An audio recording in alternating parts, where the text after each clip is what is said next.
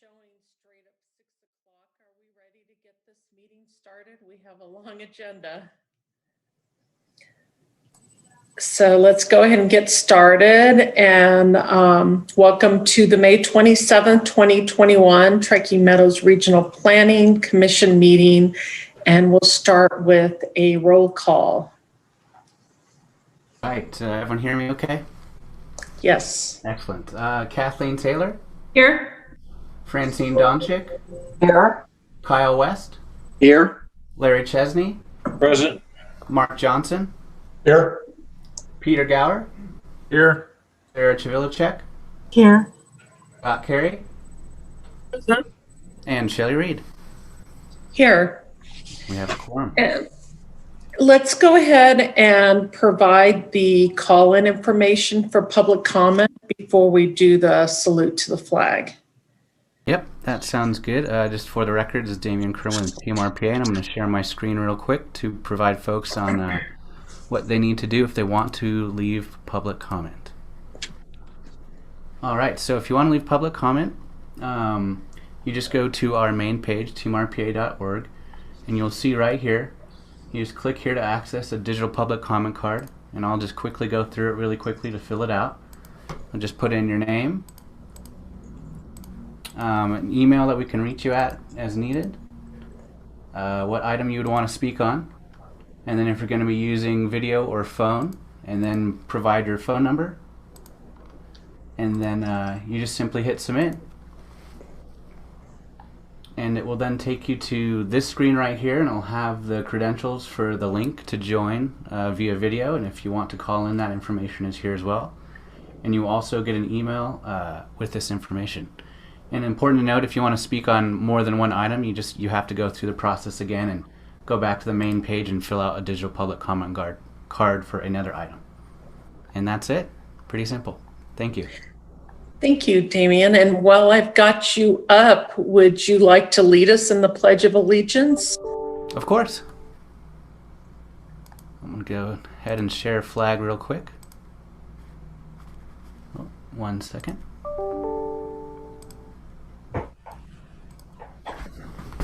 Okay. I pledge allegiance to the flag for which it stands, one nation, under God, indivisible, with liberty and justice for all. Thank you, Damian. Next is approval of the agenda. Madam Chair, this is Commissioner Donchik. I make a motion to approve the agenda for tonight. Thank you. Another second. Okay, we have a motion by Commissioner Donchik and a second by Commissioner Gower. Any discussion? All those in favor signify by saying aye. Aye. Aye. Opposed? Motion passes unanimously.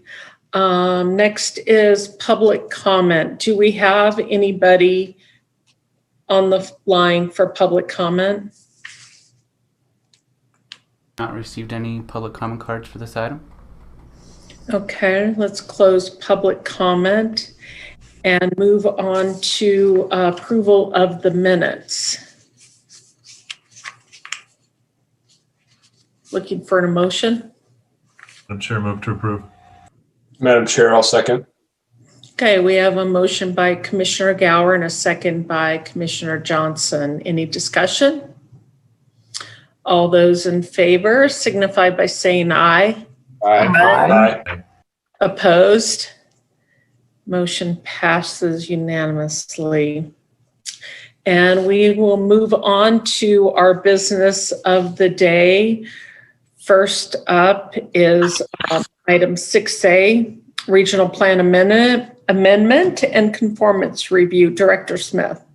Thank you, Madam Chair. This is Jeremy Smith for the record. I'll read this item into the record. Item 6A is for possible action, a public hearing, the 2019 Regional Plan Amendment, that's RPA 21-001, and Conformance Review, CR 21-002, Riverbend Power Line Relocation. The 22.13 acre site consists of 5 parcels located south of Highway 40, starting plus or minus 330 feet west of its intersection with Edinburgh Drive, running east for 0.4 miles. Two parts to this: possible adoption of RPC Resolution 21-02, providing a recommendation to the RPGB regarding a mapping amendment to map 3 of the 2019 regional plan to add a regional utility corridor to accommodate the relocation of a portion of an existing 120 kV electric transmission line. And the second part is a conformance review of a project of regional significance for the request to establish a regional utility corridor to accommodate the relocation of a portion of an existing 120 kilovolt electric transmission line. For this item, we have Regional Planner Shawnee Sousa. Good evening, Commissioners. Can everyone hear me okay? Yeah, okay. Shawnee Sousa, TMRPA for the record. As introduced, the case you are reviewing tonight is for Riverbend Powerline relocation. The Riverbend Powerline relocation includes an amendment to the 2019 Truckee Meadows Regional Plan and project of regional significance to establish a regional utility corridor to accommodate the relocation of a portion of an existing 120 kV electric transmission line. For the subject cases, regional planning staff recommends that both components, the RPA and PRS, conform with the 2019 Truckee Meadows Regional Plan. The regional form map is shown on the right, and as you can see, the subject site is located in the vicinity south of Highway 40, approximately 330 feet west of its intersection with Edinburgh Drive. On March 24th, 2021, the Reno City Council sponsored an amendment to the 2019 Regional Plan following the approval of the Riverbend Powerline relocation special use permits by the City of Reno Planning Commission on February 17th. Materials provided by the City of Reno indicate that the special use permit was approved in order to optimize the development potential of the property and ensure efficient utilization of the site by modifying the alignment of the existing electric transmission line that currently runs through the center of the site to the exterior boundary of the parcel. This realigns the current power line on the site interior adjacent to Highway 40, where an existing line currently runs. This slide shows the existing and proposed lines as well. The subject property is located in Tier 2 of the TMSA and has a single-family neighborhood and suburban mixed land use designation. The project requires an amendment to the 2019 Truckee Meadows Regional Plan and is considered a project of regional significance because it involves the relocation of a utility line with the capacity to carry 60 kV of electricity or more. The cases being considered in this item are requirements of the 2019 Regional Plan, found in Policy PF11, which specifies that all regional utility corridors and sites are shown on Map 3, and that a regional plan amendment is required for the establishment of a new utility corridor and site. And Policy RC6, which connects the requirements found in the Nevada revised statutes in regards to projects of regional significance, and those further defined and adopted by the RPC, of which a 60 kilovolt or more transmission line requires approval by the RPC. The map shown on the screen identifies the proposed transmission line. Policy RC10 identifies the 7 criteria that the RPC and RPGB must consider when evaluating a regional plan amendment, which are listed on this slide. In regards to the criteria, staff found that the proposal conforms to the regional plan. Policy RC9 of the 2019 Regional Plan identifies 5 factors that the RPC must consider when evaluating conformance, also listed on the slide. In regards to the 5 factors, staff found that the proposal conforms with each of these policy sections as well. As noted, staff recommends approval of the proposal, including the adoption of the RPC Resolution 2102, providing a recommendation of adoption to the Regional Planning Governing Board, and finding that the project of regional significance conforms to the 2019 Regional Plan. The proposed motions are listed on this slide or on page 12 of your meeting packet. This concludes staff's presentation. We are available for any questions as well as the City of Reno. Thank you. Thank you, Shawnee. Does any of the commissioners have questions for staff? I better scroll down. I can't see everybody. No questions.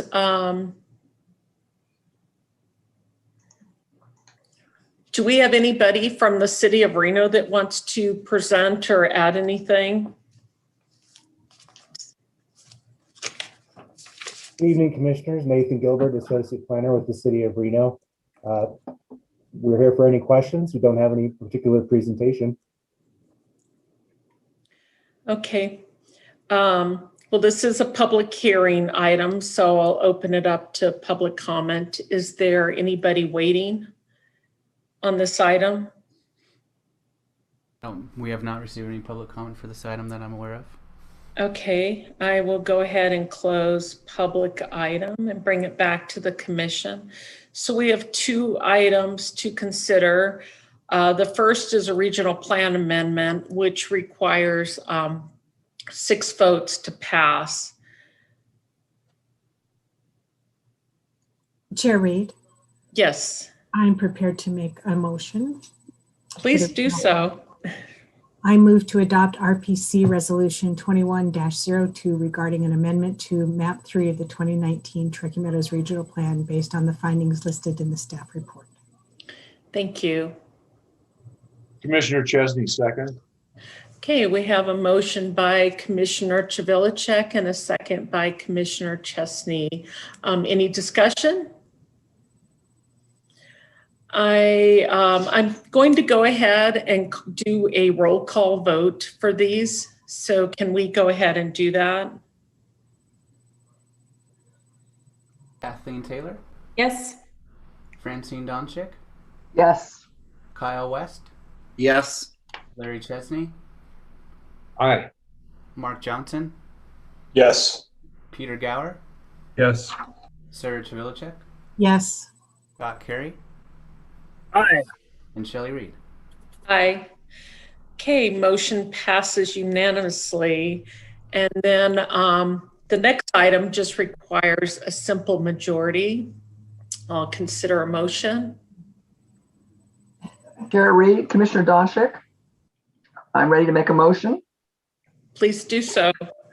I move that to find that the Riverbend Power Line relocation project of regional significance is in conformance with the 2019 regional plan based on the findings listed in the staff report.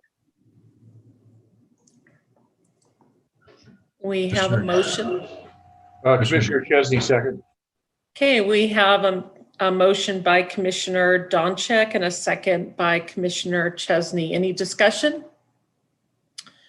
Okay, let's go ahead and do a roll call vote. Kathleen Taylor, Yes. Francine Donchik, Yes. Kyle West, Yes. Larry Chesney, Aye.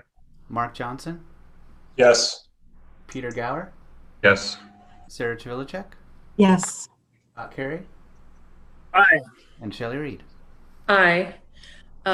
Motion passes unanimously. Let's move on to item 6B, which is the regional plan amendment and conformance review for Ermat Geothermal.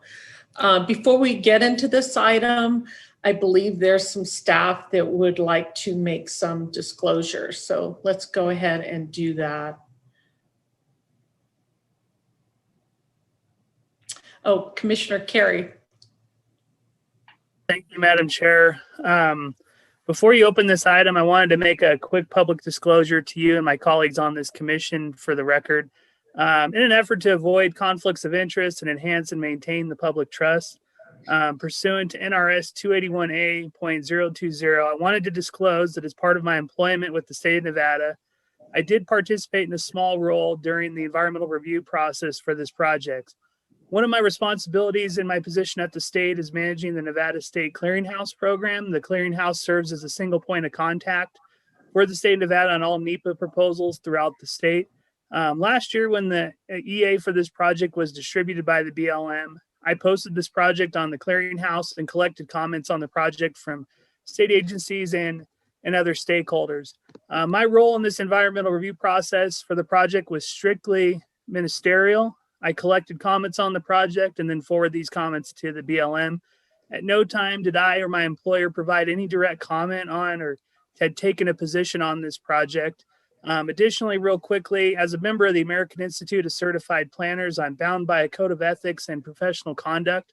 In the spirit of the AICP code and the principles that we are bound to uphold, I wanted to provide additional disclosure on this item. The AICP code states that we shall not publicly advocate a position on a planning issue that is indistinctly adverse to a position that we publicly advocated for a previous client or employer within the past 3 years.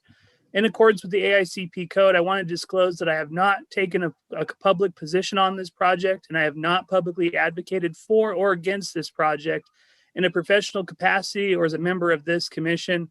Madam Chair, at this time, I just wanted to disclose that information to the public and note that for the record that I do not believe that I have a conflict of interest under Nevada state law or the AICP code of ethics, and that I will be participating in these deliberations and will be voting on this matter. Thank you.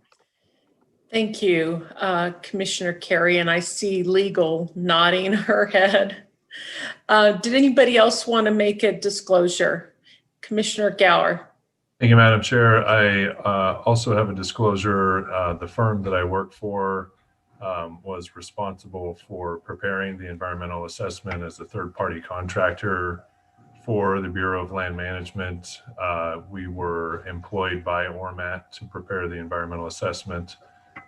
So while I do not believe that my decision would be influenced by that employment, I am going to recuse to avoid any sense of conflict of interest. So, Madam Chair, I will recuse, and I will see you on the next item. Thank you, Commissioner Gower. So any other disclosures?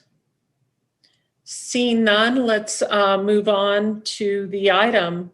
Director Smith. Thank you, Madam Chair. Jeremy Smith for the record. I'll read this item into the record. Item 6B for possible action. It's a public hearing item.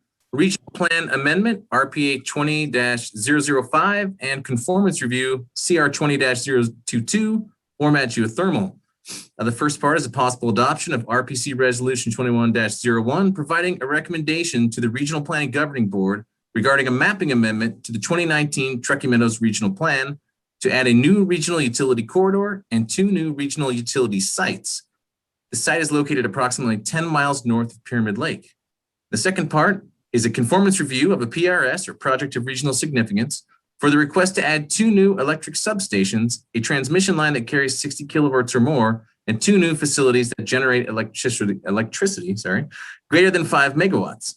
The sites are located approximately 10 miles northeast of Pyramid Lake and approximately 10 miles east of Pyramid Lake. For this item, we are going to hear from Regional Planner Chris Tolley. We also are going to get an informational presentation from the Pyramid Lake Paiute Tribe and a presentation from Washoe County, the applicant / their interested party, ORMAT, for you today. So we'll start with Chris's presentation. Good evening. I'm going to share my screen and start the presentation. Oh, if you can see the presentation. Awesome. All right, good evening, Commissioners. Chris Tolley, TMRPA. As introduced, the cases before you are for the Ormat Geothermal Project. This item was originally intended to be considered at the January 28, 2021 meeting. However, it was continued to allow regional planning staff time to analyze comments made by the Pyramid Lake Paiute Tribe and a letter submitted for the RPC's consideration on January 27th, 2021. Since the original date, the item has been continued until this meeting at the request of the applicants, that is Washoe County and ORMAT, to allow the Bureau of Land Management time to potentially arrive at a decision regarding their NEPA processes. We will cover more of these details in a few slides. The Ormat geothermal proposal includes an amendment to the 2019 Truckee Meadows Regional Plan, that's case RPA 20-005, to establish a new regional utility corridor and 2 new regional utility sites, and a project of regional significance to establish 2 new electric substations, a new transmission line that carries 60 kilovolts or more, and 2 new facilities that generate electricity greater than 5 megawatts, and that is case CR 20-022. For the subject cases, Regional Planning staff is recommending that the RPC adopt Resolution 21-01, that's found in Attachment 3, which provides the RPGB with a recommendation of adoption for the proposed RPA. And Regional Planning staff is also recommending that the RPC determine that the Ormat geothermal PRS conforms with the 2019 regional plan. And finally, the regional form map shown on the right, as you can see, the subject site is located approximately 10 miles northeast of Pyramid Lake. And then finally, for the TMRPA overview, on the screen is the neighborhood map, which zooms in a little bit to the subject site. And there is an existing geothermal facility in the subject area, which is also owned and operated by Ormat. And regarding the existing facility, the RPC previously reviewed and approved the regional plan amendment and 2 projects of regional significance that allowed the establishment of the existing facility. And on to overview of Washoe County and the Bureau of Land Management. First, the map on the slide shows proposed facilities and the subject site.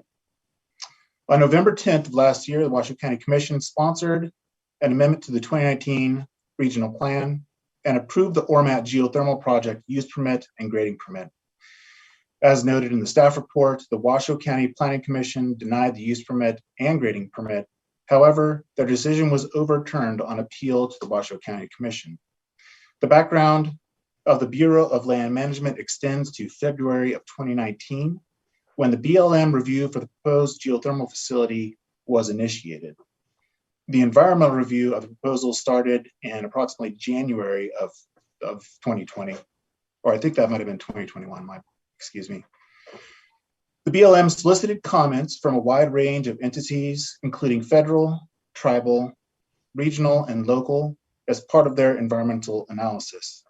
The resulting robust analysis considered subjects including the potential interconnectedness of the Pyramid Lake and San Emilio Desert Hydro Basin, wildlife habitat, endangered and threatened species, and any potential impacts of the project from a federal perspective are addressed through specific mitigations and/or monitoring programs.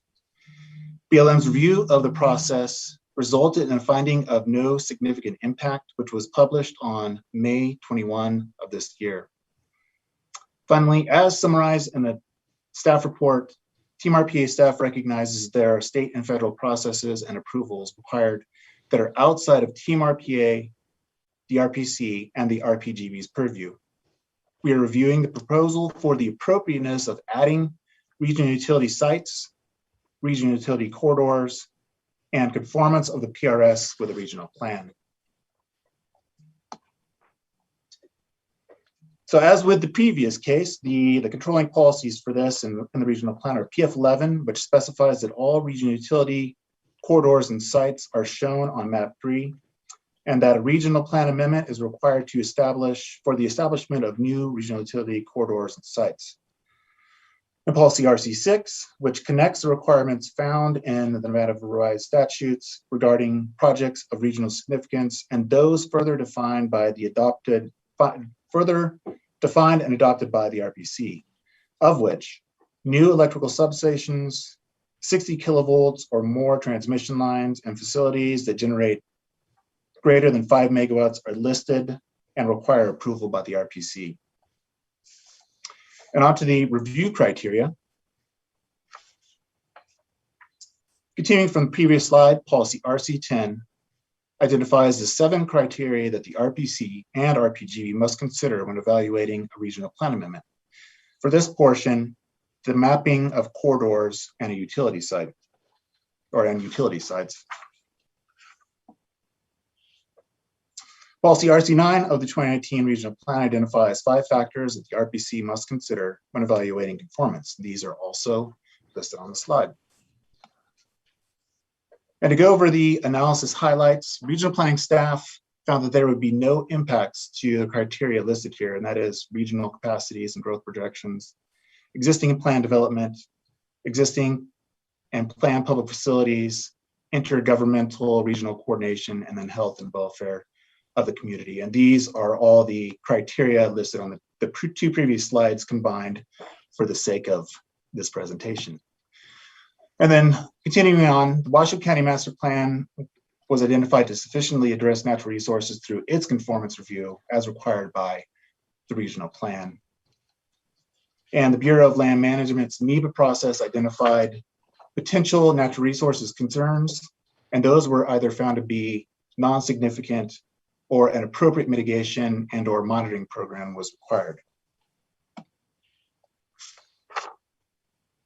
And finally, regarding the analysis, regional plan policies that promote the proposal are PF 18, regional renewable energy generation, NR2, resilient region, and NR 14, sustainable development. So the proposal promotes these policies identified in the regional plan.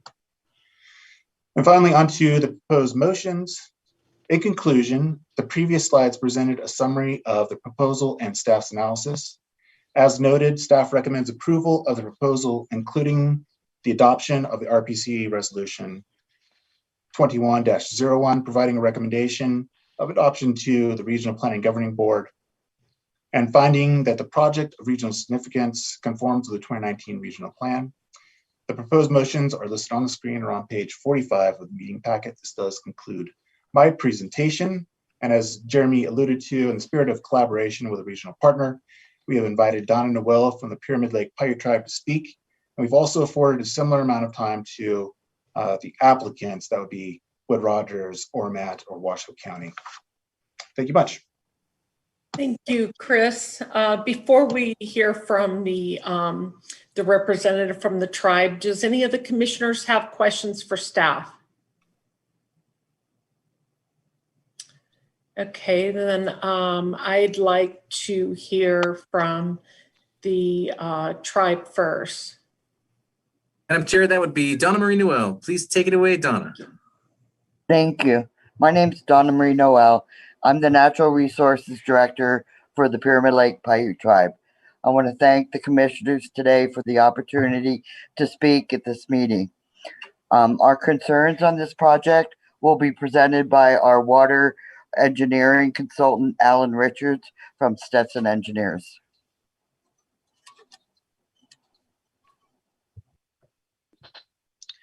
Good evening, everybody. My name is Alan Richards. I'm a principal with Stetson Engineers and a civil engineer registered in the state of Nevada. Stetson is a water and water rights consultant for the Pyramid Lake Paiute Tribe. I've been working with Stetson and the tribe since 1993. I'm speaking tonight on behalf of the tribe, as Donna mentioned. I'd like to share my computer screen if that's okay. Yes, please. You should have access. Thank you.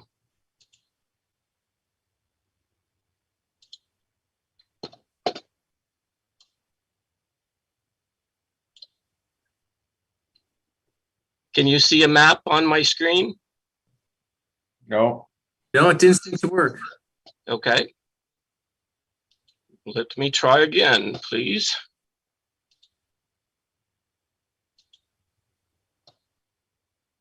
How about now? Yes. Yes. Okay, thank you. So we're looking at a map of the Pyramid Lake and the Pyramid Lake Indian Reservation, which is highlighted in orange. The proposed geothermal project area is shown in green, and it is shown to be within the San Emilio Desert Basin. The purple lines on this map are the hydrographic basin boundaries delineated by the Nevada State Engineer. And as it was mentioned in the introduction, the proposed geothermal project is located about 10 miles from Pyramid Lake. However, it's significantly closer to the reservation boundary.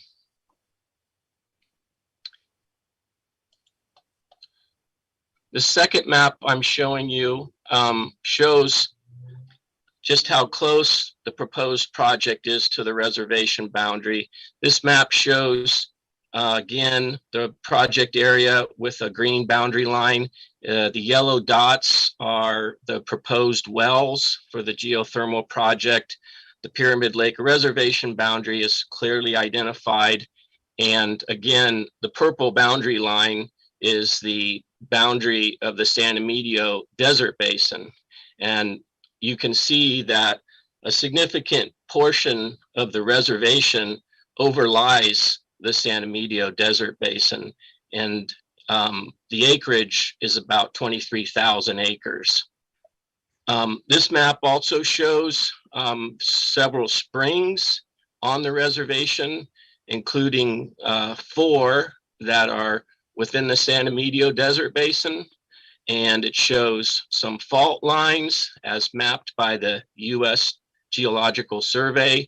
And you can see that there are fault lines that extend from the geothermal project across the reservation boundary and extending into the Pyramid Lake area, the Pyramid Lake Basin.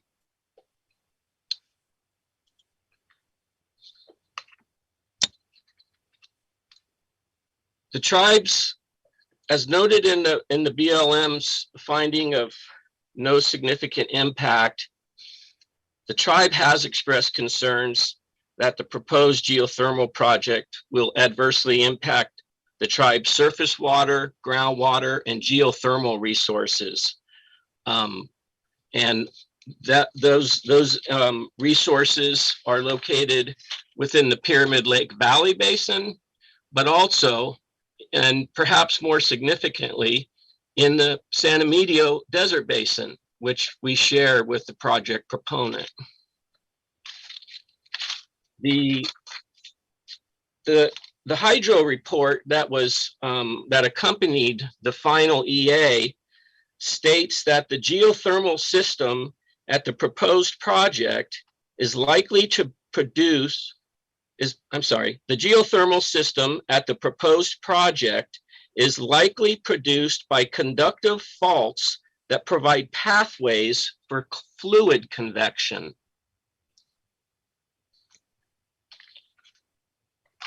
The final EA itself includes the following statements. Geothermal utilization would have the potential to contribute incrementally to effects on resources in the analysis area. Long-term contributions would occur if geothermal fluid utilization changed groundwater aquifer quality or quantity. This could affect water quality or availability in the San Emilio Desert and adjacent groundwater basins for wildlife, livestock, wild horses, and burros, and water rights holders. Again, those were statements from the hydro report and the final EA itself. In the finding of no significant impact, the BLM concluded that there is no evidence to suggest a substantial connection exists between the freshwater aquifer or geothermal resources in the San Emilio Desert and the Pyramid Lake Valley. The Pyramid Lake Valley is on the southwest side of this purple line, and the Pyramid Lake, of course, is within the Pyramid Lake Valley. The problem with BLM's conclusion is that it doesn't address potential impacts to the tribe's surface water, groundwater, and geothermal resources underlying 23,000 acres of reservation lands that are in the San Emilio Desert Basin and only a few miles away from the project.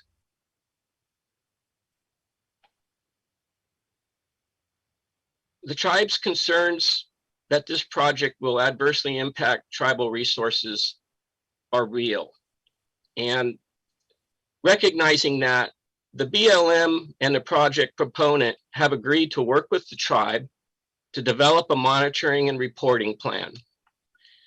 BLM's decision of record to implement the geothermal project includes a condition of approval that ORMAT must prepare a final hydrologic monitoring plan within 6 months of the signing of the decision record. Therefore, in regard to the proposed motions, the tribe respectfully requests the Regional Planning Commission's approval of resolution number 21-01, adopting an amendment to the 2019 Truckee Meadows Regional Plan be conditioned upon the development of a natural resources monitoring plan acceptable to the tribe and approved by the BLM. Similarly, the tribe respectfully requests that the finding that the project of regional significance is in conformance with the regional plan also be conditioned upon the development of a natural resources monitoring plan acceptable to the tribe and approved by the BLM. Thank you so much for inviting us to speak tonight. Thank you. I believe Washoe County would also like to speak at this time, so. Or was it going to be Washoe County or a representative from ORMAT? I wasn't sure. Madam Chair, this is Trevor Lloyd, Planning Manager with Washoe County Planning and Building. Well, Washoe County does not have a formal presentation at this time. We are in agreement with the regional staff's recommendation. I do believe that there will be a presentation from the representative from ORMAT, but we are available to answer any of your questions if you have any. Thank you. Madam Chair? Yes. Jessica Prunty for the record, legal counsel for the RPC. I just wanted to note that the request that you condition approvals is not something that's contemplated by your statutory authority. The Regional Planning Commission cannot condition its approvals of either the regional plan amendment recommendation or the project of regional significance conformance upon any actions as suggested. That's outside of your statutory authority. Thank you. Thank you for clearing that up. Andy, are you going to be presenting for ORMAT? Yes, I am. Thank you, Madam Chair. For the record, Andy Durling with Wood Rogers, representing ORMAT, the applicant and project proponent for this. If I can share my screen here, I have a short presentation. Can you guys see that okay? Yes. Thank you again. Just, Chris Tolley had given quite a good overview, but just to kind of refresh everybody's memory, this is broken up into two project areas, a north and a south. The north area has the actual power generation plants. It's located about 6 miles southwest of State Highway 447 and Rodeo Creek Road in the high desert and Truckee Canyon planning areas. The primary access to the site will utilize the highway utilize the existing route off the highway. And it is adjacent to the existing San Emilio geothermal facility, which has been in operation for decades. This is a project of regional significance, as was mentioned, for the power generation, as well as the 2 substations and the new transmission line, which also is subject to the regional plan amendment. The northern portion of the project, which is shown on the left side of the exhibit, has 2 24-megawatt binary designed geothermal energy facilities. Some of the elements of that, there's a half-acre substation on each, geothermal fluid production wells, as well as reinjection wells and well pads, access roads to all of those well pads, geothermal fluid pipelines from the well pads to the facility itself, and then ancillary support facilities, kind of some office spaces, various tanks and things like that are used in the overall operations, and the overhead transmission line. The southern portion, which is shown on the right side of the screen, really is just the overhead transmission line. That's all located within an existing regional corridor, and also the 368 energy corridor, which is an adopted Department of Homeland Security corridor that was established through the state. And the new plant will connect to electrical facilities in Lyon County. Just a little bit of a primer on a reminder of geothermal energy production. These are binary plants, so they would have a closed loop system where the geothermal brine is pumped out of the ground. It then goes by a heat exchanger where they use a motive fluid. Typically, it's something like a pentane gas, which has a low vapor point.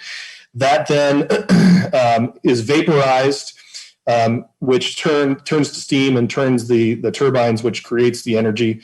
That geothermal fluid then goes back, is used to preheat some of that motive fluid again, and then is re-injected back into the ground. So it's a completely closed system. The geothermal brine never comes in contact with the motive fluids.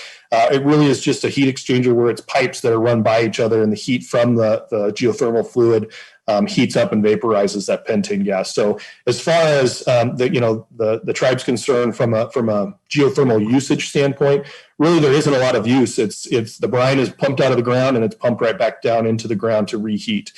Also, just as a kind of a point of clarification, as far as groundwater usage goes, this facility has very little groundwater usage, and there are permitted hundreds of acre feet of rights in this for this project.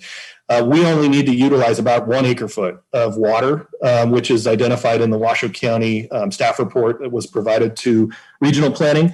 The Washoe County water consultant, Vahid Baraman, had indicated in his report to the county planning commission as well as board of county commissioners that we were only looking to use about 1 acre foot. It's already permitted water rights, and 1 acre foot, just by comparison, is about what would be equivalent to one large rural household.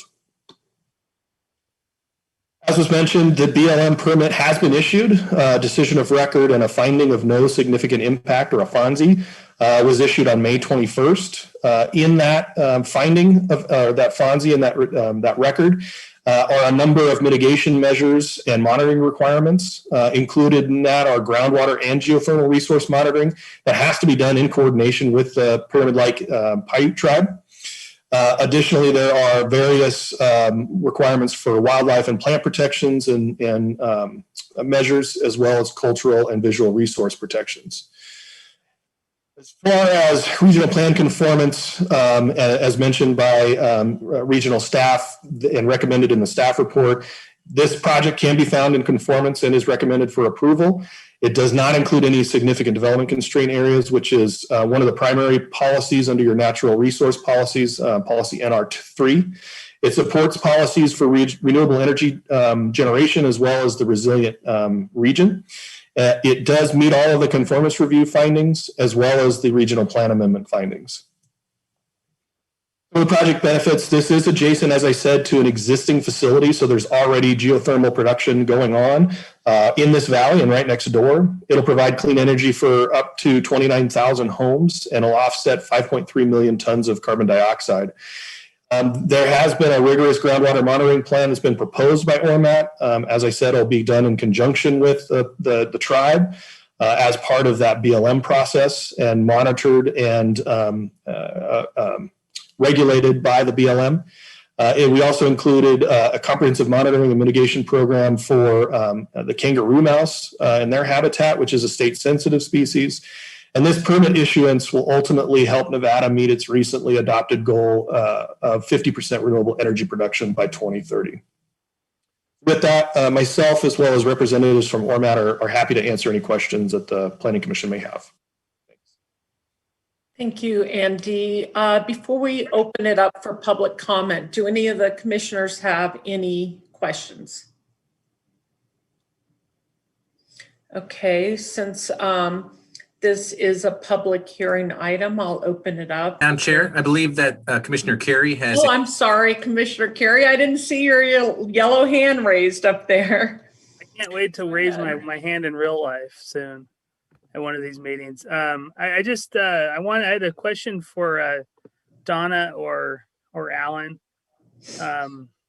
if I may.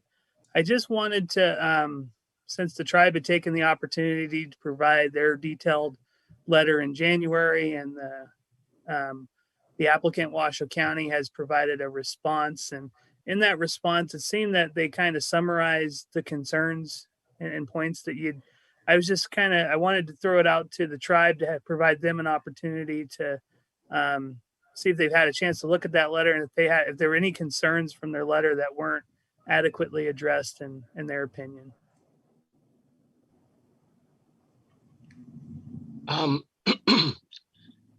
This is Alan Richards again. I think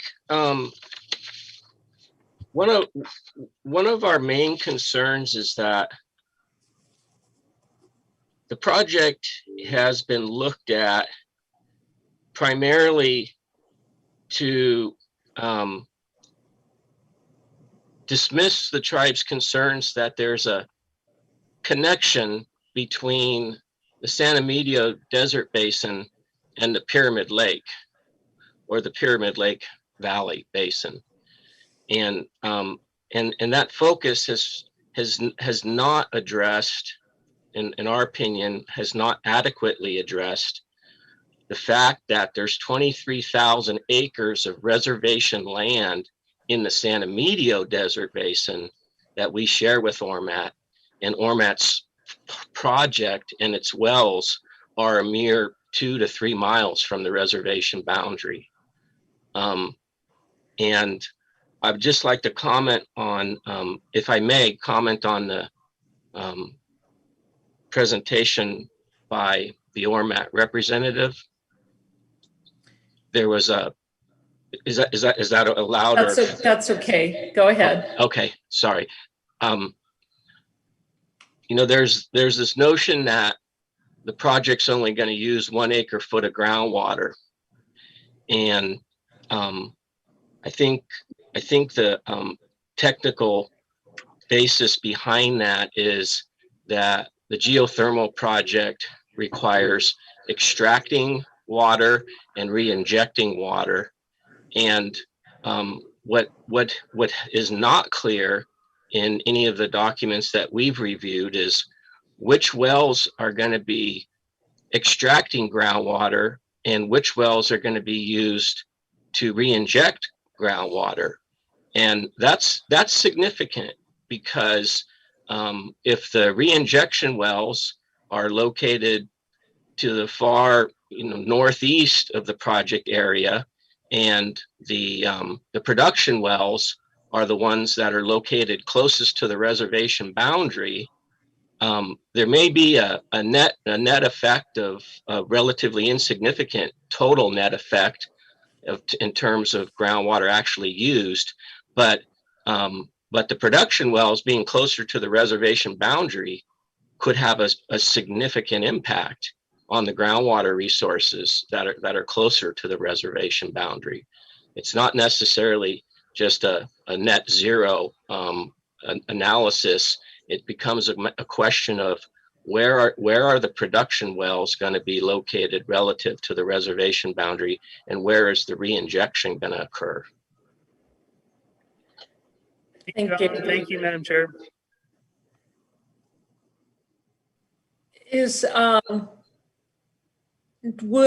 Andy, would you like to address any of the concerns that Mr. Richards just brought up? Yeah, I can start, and then I believe representatives from Ormat would, can add some color. But generally speaking, we need to rely on the BLM and their professionals. They are the entity tasked with reviewing this monitoring and ultimately regulating this. To say that the injection wells will be in one location and the production wells in another is just too premature at this point, I believe. But I'll defer to I think Paul Thompson or Jake with Ormat to add some color to that. Yeah, I don't actually know if this is in our purview. It is not. That's correct. It wouldn't be. But I just wanted to give you the opportunity to address it since he had been given the opportunity. So I wanted you to the opportunity to rebuttal it, I guess. Madam Chair, Commissioner Chesney has a question. I don't have a question. I have a comment. The generation and the geothermal project itself is not on the agenda tonight. What is on the agenda tonight is a corridor for transmission. And I would like to keep the discussion on the transmission corridor rather than trying to publicly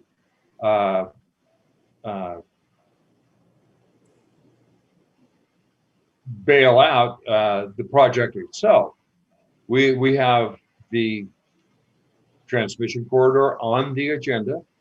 And I think that we should contain questions and comments to the utility corridor. Thank you. Thank you, Commissioner Chesney. Commissioner Chvilichek. Thank you, Chair Reed. In terms of, just for clarification, we have the site as well as the transmission line. That's what's before us this evening, correct? That's correct. Yes. And I applaud regional planning staff for including the reservation boundary and other maps that have been submitted. It would have been very helpful to see reservation boundary instead of just Pyramid Lake. Thank you. Thank you. Any other questions or comments? I'm going to go ahead and open it up for public comment. Is there anybody waiting to comment on this item? Not received any digital public comment for this item. Okay, since there is no public comment, I'll bring it back to the commission to, there are two items to consider. The first item, as in the previous item, is the regional plan amendment, which does require 6 votes to pass. And with the note that Commissioner Gower has refused himself. Commissioner Carey. Madam Chair, I have a question for staff concerning what constitutes or what all is included in a regional utility corridor. I understand tonight we're reviewing a proposed corridor or a regional plan amendment to allow for a new corridor to allow for a transmission line. But I think it's been out there in the media and there's been testimony at the legislature that there may be a proposed water rights transfer in the future outside of these basins. And with the right of way that's been approved by the BLM, and if this corridor goes through, I'm just curious if under our regional plan, you know, is this it? If we approve a regional utility corridor, could a gas line, a water line, another power line, could that go through this corridor? So the actual definition for regional utility corridors is limited to the electrical transmission infrastructure, but the regional plan does promote the co-location. By co-location, I mean locating of other things. It could be a water line, a gas line in that corridor, but it isn't for the purpose of approving other types of corridors. It's simply for the electrical transmission infrastructure. Hopefully that if I may add, Madam Chair, an existing interbasin transfer of water that comes from the Fish Springs area, the Honey Lake Basin, comes down into the north end of Lemon Valley, and there is no regional utility corridor for that. So while I think we want to encourage the co-location effort to stop these things from being splayed all over the landscape, the regional utility corridors really, as Chris mentioned, apply to the electrical transmission. Okay, I appreciate that clarification. That's helpful. Thank you, staff. Are there any other questions or concerns, comments that any of the commissioners would like to make? Okay. I'll consider a motion. We have 2. Chair Reed, Commissioner Donchik. Go ahead. I move to adopt RPC Resolution 21-01 regarding an amendment to the 2019 Truckee Meadows Regional Plan based on the findings listed in the staff report. Thank you. Commissioner Chesney, second. Okay, we have a motion by Commissioner Donchik and a second by Commissioner Chesney. Any discussion before we vote? Let's go ahead and do a roll call vote on this. Right. Kathleen Taylor, Yes. Francine Donchik, Aye. Kyle West, Aye. Larry Chesney, Aye. Mark Johnson, Yes. Sarah Chvilichek, Yes. Scott Carey, Aye. and Shelley Reed. Aye. Let the record note, motion passes with Commissioner Gower refusing himself. So it's unanimous except for that. The second item is the conformance review, which is a simple majority to pass. Chairman Reed, Yes, I would like to offer a motion. go ahead. I move to find that the Ormat geothermal project of regional significance is in conformance with the 2019 regional plan based on the findings listed in the staff report. Commissioner Chesney, second. Okay, so we have a motion by Commissioner West and a second by Commissioner Chesney. Any discussion? Commissioner Carey. Madam Chair, I think I'm going to reluctantly support the motion, but I do have some concerns that I wanted to express on the record.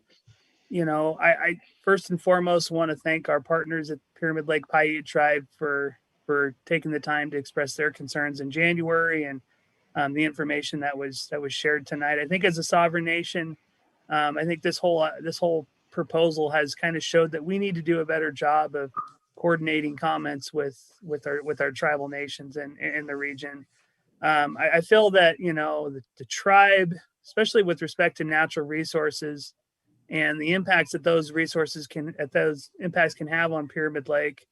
Pyramid Lake is a very important resource for the region. And I'm not sure if that's really adequately addressed in our plan and in our regional plan or not. And I think we really have an opportunity moving forward here with the consultant we're going to be bringing on board to really beef up the regional plan, the natural resources section. On the other hand, I think, you know, this is a renewable energy project.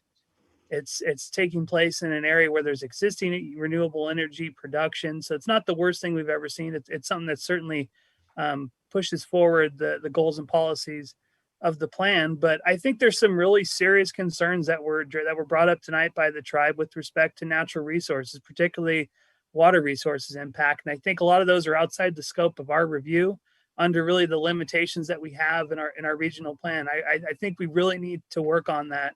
Another significant area is fish and wildlife. I know the U.S. Fish and Wildlife had expressed some concerns about the impact on the kiwi, the kuiui, the Lahontan cutthroat trout as well. And, you know, obviously the tribe itself is a tremendous asset with respect to cultural resources. But I feel like my hands are really kind of tied to try to. There's not much to make that finding on natural resources or to vote against it. We just kind of have these lofty policies and goals that we're going to protect. Hold hands and protect natural resources, but I think we really need to beef that up to really help with these kinds of concerns. And I'm going to be reluctantly supporting the motion, but I just kind of wanted to express those concerns. Thank you, Madam Chair. Thank you, Commissioner Carey. Any other discussion? I'm going to go ahead and do a roll call vote on this item. Kathleen Taylor, Yes. Francine Donchik, Aye. Kyle West, Aye. Larry Chesney, Aye. Mark Johnson, Yes. Peter Gower. He's Oh, sorry. Recused. I forgot to recuse, but apologies. Sarah Chihilachek, Yes. Scott Carey, Aye. and Shelley Reed. aye. Motion passes with unanimously with Commissioner Gower, who has recused himself. Thank you, everybody. Thank you, staff, for that report. Item 6C is a regional plan amendment. Director Smith. Thank you, Madam Chair. And thank you to the presenters. Appreciated that information. 6C, for the record, for possible action, discussion and possible action to sponsor a regional plan amendment to change 6 acres of an 18-acre parcel, that's APN 556-29035, from Tier 3 land to Tier 2 land. Today we have a presentation from Policy Analyst Nate Kusha. Good evening, Commissioners. Share my screen here, get this going.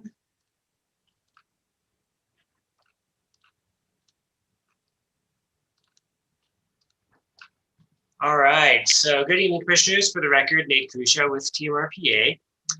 This item before you is for the sponsorship of a regional plan amendment for a tier change, which will be presented in the following agenda item.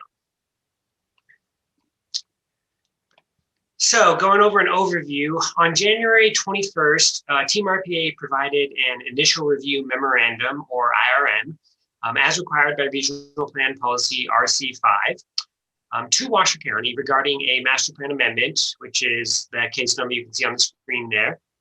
And this amendment sought to change the master plan land use designation on 6 acres of a parcel from rural to suburban residential land use. As noted in this IRM, the subject parcel lies within the Tier 3 regional land designation, where the maximum density is the currently existing maximum. So in order to help facilitate this land use change, TMRPA spoke with Washoe County planning staff to discuss some options for this. It was ultimately agreed that the quickest process for the landowner in accomplishing this request was to change, or rather swap the area of the rural and suburban residential land uses that currently exist on the subject parcel. So as the overall land use density on the subject parcel would not change, this was allowed under the 2019 regional plan. This was noted in the IRM. And in addition, the IRM also outlines the option for a regional plan amendment to change the tiers to allow for a higher density land use as an alternative. So overhead, you can see the subject parcel here. And the pink is the suburban residential, with the green being the rural. So the master plan amendment then proceeded through Washoe County's development review process and was ultimately approved. On submittal for conformance with the original plan, TMRPA staff noticed a discrepancy in what was originally proposed and discussed. And instead of swapping the suburban residential and rural land uses on the one parcel as originally reviewed, the amendment now sought to swap suburban residential land use from 2 additional parcels that were not included in the original submittal to the original parcel. So as this would in fact increase the maximum density on the parcel, the amendment would not be allowed per Regional Plan Policy RF3.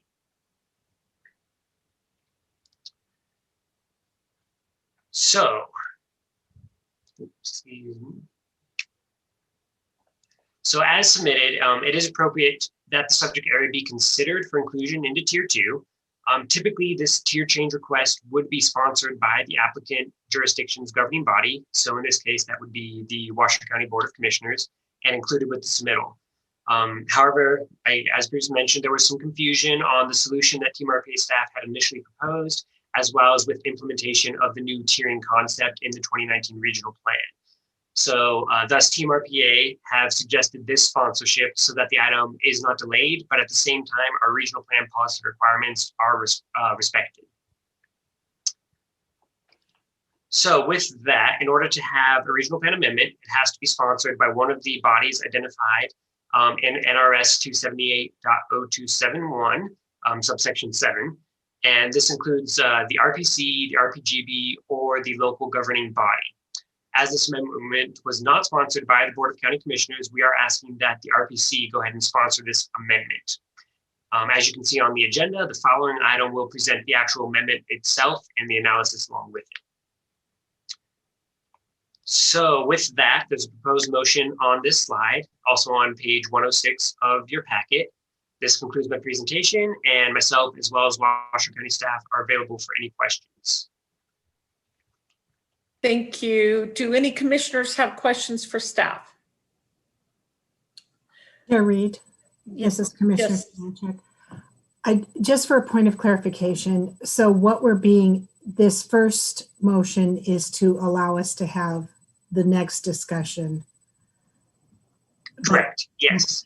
But this doesn't bind us to anything other than discussion. Absolutely, yeah. We will then hear the item and the actual analysis in the next agenda item, and you can vote on the request itself. All right, thank you. Chair? Yes. Hi, Jessica Prenti for the record. In follow-up to Commissioner Chivilicek's question, if this body decides to sponsor the regional plan amendment, it is in no way an articulation of what you think about it or has any impact upon your decision on the merits. It just allows, it's a vehicle for it to come before the commission under the next item. Thank you for that clarification. And this is not a public hearing item.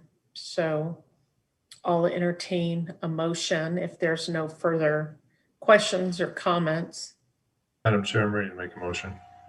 Go ahead, Commissioner Gower. Thank you. I move to sponsor the Woodland Village Amendment to the 2019 Truckee Meadows Regional Plan as described in the staff report and direct staff to bring forward the amendment for consideration by the RPC in a public hearing. Thank you. Do I have a second? Commissioner Donchik, I second. Okay, we have a motion by Commissioner Gower and a second by Commissioner Donchik. Any discussion? Okay, let's go ahead and all those in favor, let's not do a roll call vote. All those in favor signify by saying aye. Aye. Opposed? Motion passes unanimously. Thank you. Next item is 6D, which is a regional plan amendment and conformance review for Woodland Village. Director Smith. Thank you, Chair Reed. Jeremy Smith for the record. Item 6D is for possible action. It's a public hearing item. A regional plan amendment, RPA 21-002, and conformance review, CR 21-004, Woodland Village. The first part is the possible adoption of RPC Resolution 21-03, providing a recommendation to the Regional Planning Governing Board to change 6 acres of an 18.5 acre parcel, that's APN 556-29035, from Tier 3 land to Tier 2 land. And that's Regional Plan Amendment 21-002. The second part is the conformance review of a Washoe County Master Plan Amendment from rural to suburban residential master plan designation on 6 acres of an 18.5 acre parcel, that same APN, and suburban residential to rural residential master plan designation on 2 parcels, APN 087-520-01 and then 02, totaling plus or minus 10.13 acres. That's conformance review 21-004. For this item, we have policy analyst Nate Kusha. Good evening again, commissioners. For the record, Nate Kusha with TMRPA. So this item is a regional plan amendment and conformance review of the Woodland Village Washoe County Master Plan Amendment. So this proposal contains 2 elements, a regional plan amendment to change 6 acres of an 18.5 acre parcel from Tier 3 land to Tier 2 land, as well as a Washoe County Master Plan amendment to change the land use on the same 6 acres from rural to suburban residential, as well as change the land use on an additional 10.13 acres from suburban residential to rural residential. The subject site is located in Washoe County and is part of the Woodland Village development. Regional planning staff does recommend that both amendments conform with the 2019 Truckee Meadows Regional Plan. So just a quick overview of the regional land designations or tiers. The tiers were put in place to refine the TMSA, and we learned through the regional plan update process that the TMSA is rather capacious, and we instituted the tiering mechanism as a way to limit premature expansion as required by state law. So in order to do this, we really tried to tie the tiers to the availability of existing or planned infrastructure and services. And we know that the initial setting of these tier boundaries is imperfect and will be further refined through the Public Infrastructure Investment Plan as well as other projects. So knowing that we have put in place a process to ask to change these boundaries based on meeting specific criteria, which we'll touch on later in this presentation. And for this request, we're looking at Tier 3 and Tier 2. And just for some context, Tier 3 is the area that is generally on the periphery of the TMSA, contains low density development, is undeveloped, or contains significant development constraints. And development in this area is lowest on the priority hierarchy for lands within the TMSA. And public facility or service provision is generally not available or planned for in this tier. While tier 2 is the area within the TMSA where there is generally less dense development occurring at the kind of suburban levels, with some higher density nodes, and third in the priority hierarchy for development. And a variety of residential and non-residential uses exist in this area. And also public facility and service provision is currently in place or is planned for in this tier.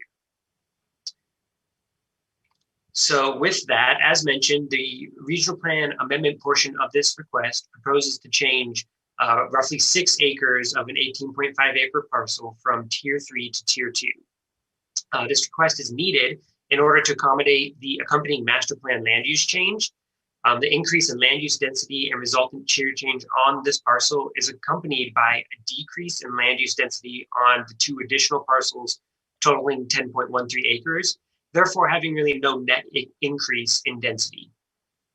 Also, the existing Woodland Village entitlement provides for planned infrastructure to serve the site, and no additional infrastructure or facilities burden is being imposed by the change in tiers or land uses. So the map on this slide shows the tier change, both current and proposed. So right here, you can see the current tier change, or the current tier area rather, it's in that tier 3 land, and the proposed would then just move that blue 2 tier area just to that portion there shown in purple.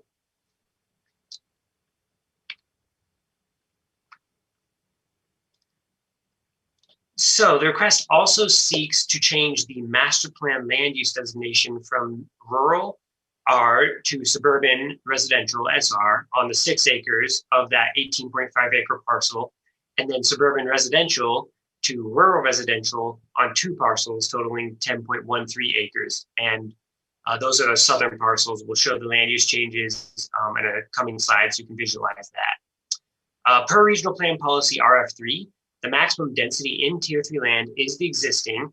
Therefore, in order to accommodate a land use increase from that rural to suburban residential land use, the previously mentioned change from tier 3 to tier 2 land has been requested.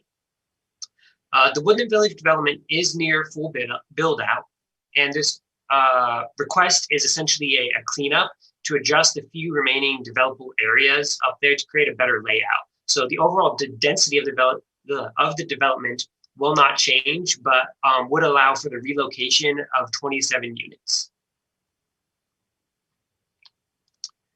So here you can see how the land uses change, as well as the area of the tier change in purple.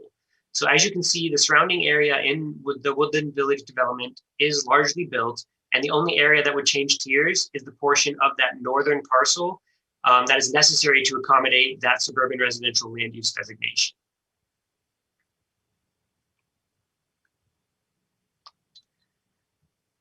So with that, policy RC9 of the regional plan identifies the 5 factors that the RPC must consider when evaluating for conformance. In addition, policy RC10 identifies the 7 criteria that the RPC must consider when evaluating a regional plan amendment. So as there is no net increase in density, there are no intergovernmental or natural resource impacts, and facilities and services have already are already in place to serve the subject area. Staff has found that both the regional plan amendment and the master plan amendment meet all of the relevant criteria. So in addition to the previous policies, policy RF5, regional land designation amendments, sets the criteria to be utilized when considering amendments that move land to a higher prioritized tier. So the criteria for this request is shown here. The subject area is directly adjacent to tier 2 land, falls within the minimum and maximum for tier 2, allows for increased density in a more appropriate area of the Woodland Village development, as well as better connectivity to sidewalks and streets that are already in place, and will tie into existing facilities and services with no anticipated impact to those facilities and services. With all of that, regional planning staff has recommended that this meets all of the criteria outlined in this policy. So with that, for this item, we're looking for 2 motions. First for the regional plan amendment, which is that tier change, and then for the conformance of the master plan amendment, which is the land use change. So these motions are also on page 127 of your packet. This concludes my presentation, and myself, as well as Washoe County staff are available for any questions. Thank you, Nate. Do any of the commissioners have questions for staff? Yes, Chair Reed, this is Commissioner Chvilichek. Yeah, go ahead. So the concern that I have is that this is just a cut, just this weird little cut that goes into Tier 3. And I'm a little troubled that that implies that Woodland Village can continue to edge into Tier 3. So is there any assurances that that won't happen?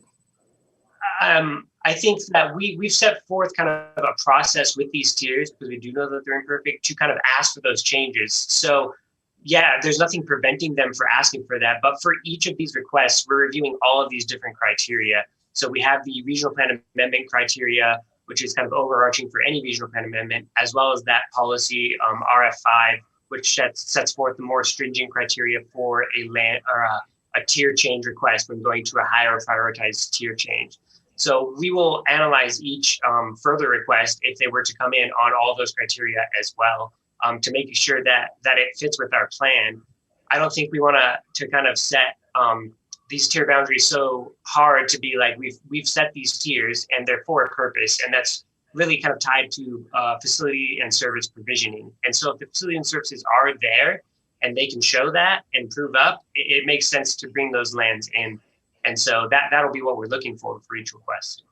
And I respect that. And I know that this process is imperfect, but we were very deliberative when we were doing the plan update to essentially prevent sprawl. And, a death by 1,000 cuts comes to mind here. And that's what's troubling to me. So thank you for that clarification. Thank you. I see that we have a hand up by Mike Rayleigh. So go ahead, Mike. Thanks, Chairwoman Reed. Mike Rayleigh, for the record, with Christie Corporation, representing Lifestyle Homes. Just to provide a little bit of clarification of how we got here, this is essentially, as Nate mentioned, a cleanup of zoning. This is the final phase of Woodland Village. The areas that are in this have actually already been graded as part of the approved final map. Those areas are graded flat. They're makes perfect sense for lotting. And so it looked at, well, we've got the units there kind of down below that are more of a hillside area in an established neighborhood. It makes more sense to put those up in the final phase where there's no residents currently living. The terrain is much better suited. So essentially it really is just a cleanup. It's not that this would have any kind of a snowball effect or anything like that. It's just, over the 20 years as the project has developed, this is kind of the last piece of the puzzle, and you're starting to see where some of those inefficiencies were, so to speak. Thank you for trying to clear up some of that information. Nate, I think you said a representative from Washoe County was here. Yes, we have Trevor Lloyd and Julie Olander from Washoe County. Okay, would you like to comment on this item, either of you? Yeah, if I could, I would. And we don't have a formal presentation for this item, but we do want to express our appreciation for regional staff and their ability to be flexible and really think outside the box. We understand it's not the most, elegant solutions in creating a new tier 2, but it does provide for a way forward for the applicants to actually swap land where it really doesn't make sense to have higher density, and to place that density in a location that's far more suitable for the development. So again, kudos to regional staff for thinking outside the box. Thank you. Commissioner Taylor. Thank you, Madam Chair. Nate, you might have answered this already, but on the land use designation on the north, why not, if we're cleaning it up, why not make it all rural or all suburban residential? It looks like it's kind of going one, the other, one, the other. Are those requests maybe coming forward at a later time? I don't know that I have that information on it. any further requests. But as kind of mentioned in the previous item for the sponsorship, the original suggestion was to move the suburban residential area to the location where they want to put the units up on that northern parcel. And so then it would be essentially the same. There'd be a little chunk of the suburban with the rest of it rural. But as mentioned, there was confusion in what was put forward, and it's kind of growing pains with the new tiering concept that was put in place that we're all getting used to on how to implement and go through this process together.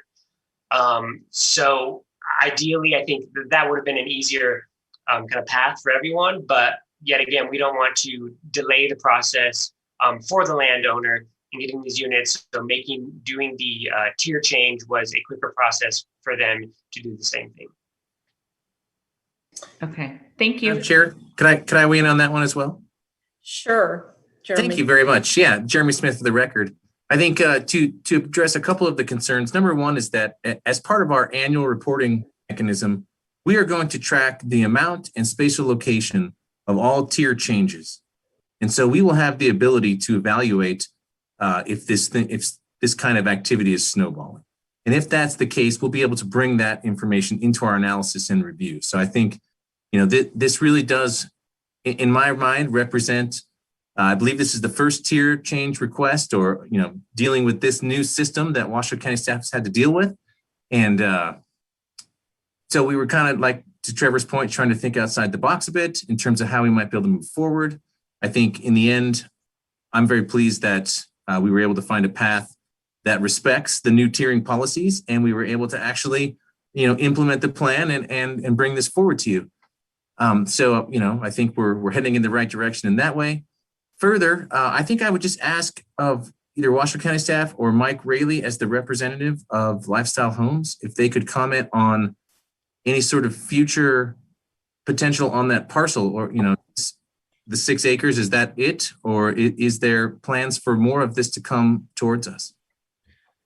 I see Mike Raley has his hand up again, so go ahead. Sure. So as I mentioned before, this is the final phase, phase 24. These 27 units would come in, and that would essentially be the build out of Woodland Village as approved under the existing tentative map. And with these future units will be essentially the final maps for the project. Everything that Lifestyle is working on now is further west in Cold Springs. So that this would be kind of the last hurrah, so to speak, as far as, and like I say, these areas have already been graded out as part of the final map for Village 24. So really from a functional perspective, nothing is really going to change out there. That like 99% of the grading is already done. Thank you. Any other comments or questions from commission? All right, let's open it up. It's a public hearing item. So is there anybody waiting to comment on this? We have not received any public comment for this item. Okay, since there's no public comment, we will go ahead and close public comment and bring back to the commission. We have 2 items again to consider. The first item is the regional plan amendment, which again will require 6 votes. Thank you for bringing the motions back up. So if there's no comment, I will consider a motion. Madam Chair. Go ahead. Chairman, our Commissioner West, I move to adopt RPC Resolution 21-03 regarding an amendment to the 2019 Truckee Meadows Regional Plan based on the findings listed in the staff report. Thank you. Do you have a second? Madam Chair, Commissioner Taylor, I'll second. Okay, we have a motion by Commissioner West and a second by Commissioner Taylor. Any discussion? Commissioner Carey. Thank you, Madam Chair. Just a couple comments before the vote on the regional plan amendment here. I certainly appreciate the comments from Commissioner Servilacek on this one. I certainly agree. I think from a regional form and land use pattern perspective, I think policy RRF5 is really important to consider moving forward, and it's a strong standard that we should maintain. I really liked how, I just want to note for staff, I really liked how the test was kind of outlined in the staff report for policy RF5 and outlined really clear. I think it should be if anybody is proposing a tiering increase, and we've only seen, one or two so far into the new plan, I think that should be really high bar to pass. And I think with respect to this proposed project, it does meet that bar, and I will be supporting the motion. Thank you. Thank you. Any other comments? Okay, let's go ahead and do a roll call vote on this one. Right, Kathleen Taylor, Yes. Francine Donchik, Aye. Kyle West, Aye. Larry Chesney, Aye. Mark Johnson, Yes. and I'll correctly call on Peter this go around, Peter Gower, Yes. Sarah Chilicek, Yes. Scott Carey, Aye. and Shelley Reed. Aye. Motion passes unanimously. And the second item is the conformance review. I'll entertain a motion. Madam Chair, I'll make a motion. Go ahead. I move to find the Woodland Village amendment to the Washoe County Master Plan in conformance with the 2019 Truckee Meadows Regional Plan based on the findings listed in the staff report, and I can make all of the findings. Thank you. We have a motion. Commissioner Donchik, seconds. Okay, we have a motion by Commissioner Gower and a second by Commissioner Donchik. Any discussion? I'll screen up. Okay, let's not do a roll call vote again. Since it's a simple majority, all those in favor signify by saying aye. Aye. Aye. Opposed? Motion passes unanimously. Thank you, everybody. Let's move on to item 6E, which is a master plan amendment. Director Smith. Madam Chair, this is the last item for business of the day. It's item 6E for possible action. It's a public hearing item. City of Reno Master Plan Amendment Conformance Review for Santara Quilisi. That's CR 21-003.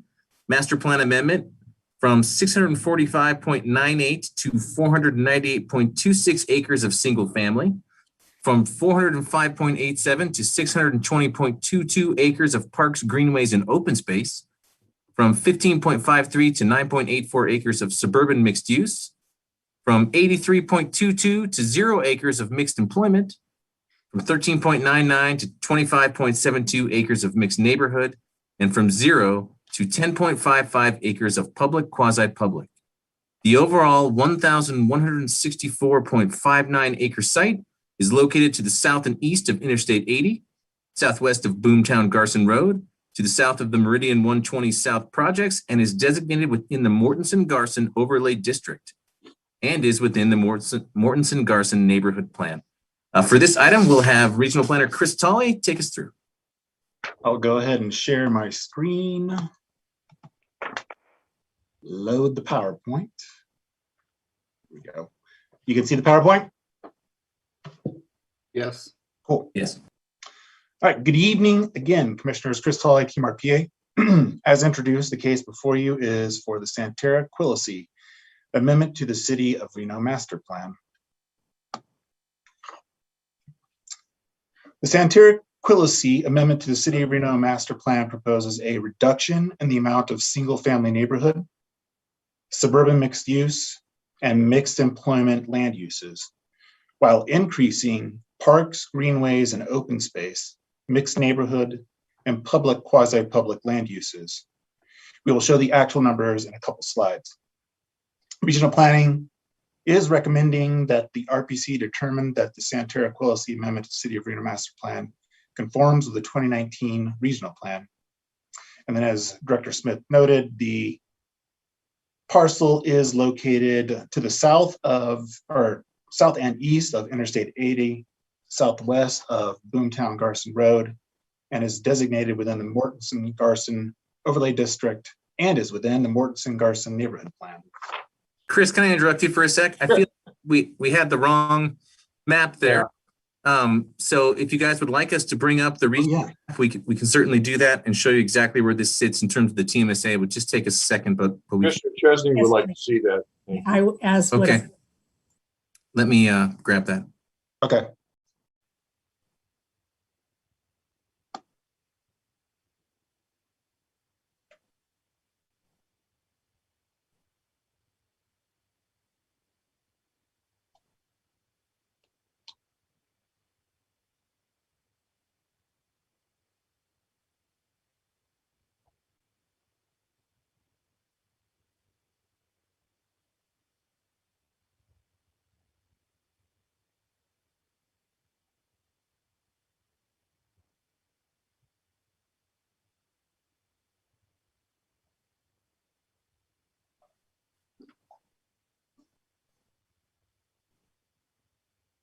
Okay, several maps are loading right now, and I will show you what we've got.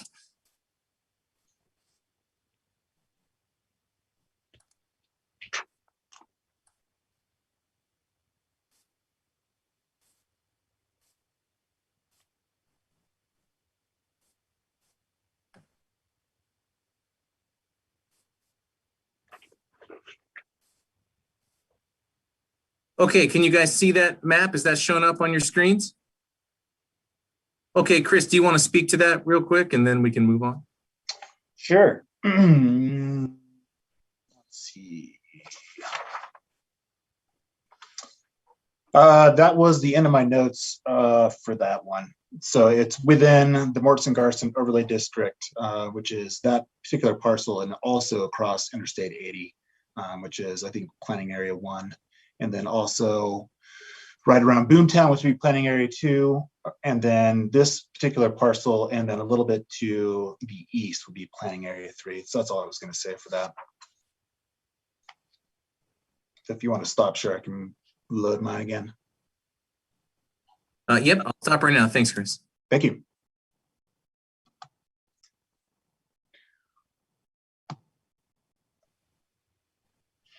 All right, on to the, and this is the neighborhood map, which zooms in a little to the subject area. Should have been the follow-up from the real regional form map. Mortenson-Garson development area has a lengthy history, as there have been multiple decisions made at the local and regional level. Ultimately, the end product is the existing Mortenson-Garson neighborhood plan section of the City of Reno Master Plan and existing land use and zoning layout, the Mortenson-Garson overlay district. You will see the existing and proposed acreages and the layout on the following slides. The Mortenson-Garson overlay district is composed of 3 plan areas, as I alluded to, which limits the potential development to 3,000 total dwelling units. The subject site, as identified, is in planning area 3, which has a development potential of 1,799 dwelling units. Within planning area 3, the Meridian 120 South development has received tentative approval, and that accounts for 621 dwelling units. The remaining 1,178 could be realized in the subject site, with 1,025 being for single-family dwellings and 153 available for multifamily development within the appropriate land use.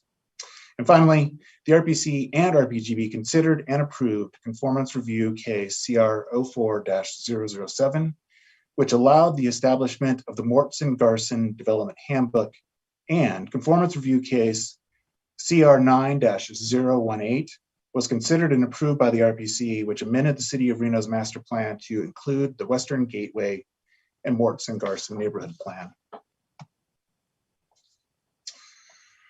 This slide shows the proposed acreage changes, and the primary changes are the single-family neighborhood being reduced to approximately 147 acres. That's the top number on the left-hand side. And the parks, greenways, and open space, which is being increased by approximately 214 acres. Finally, the mixed employment land use is being removed from the subject site.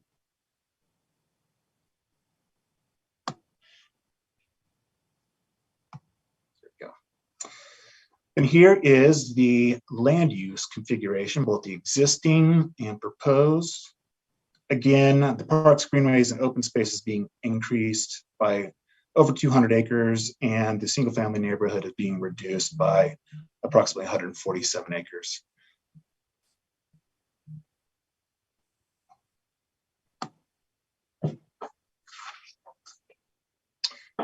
Policy 9, RC9 of the 2019 regional plan identifies the 5 factors that the RPC must consider when evaluating conformance.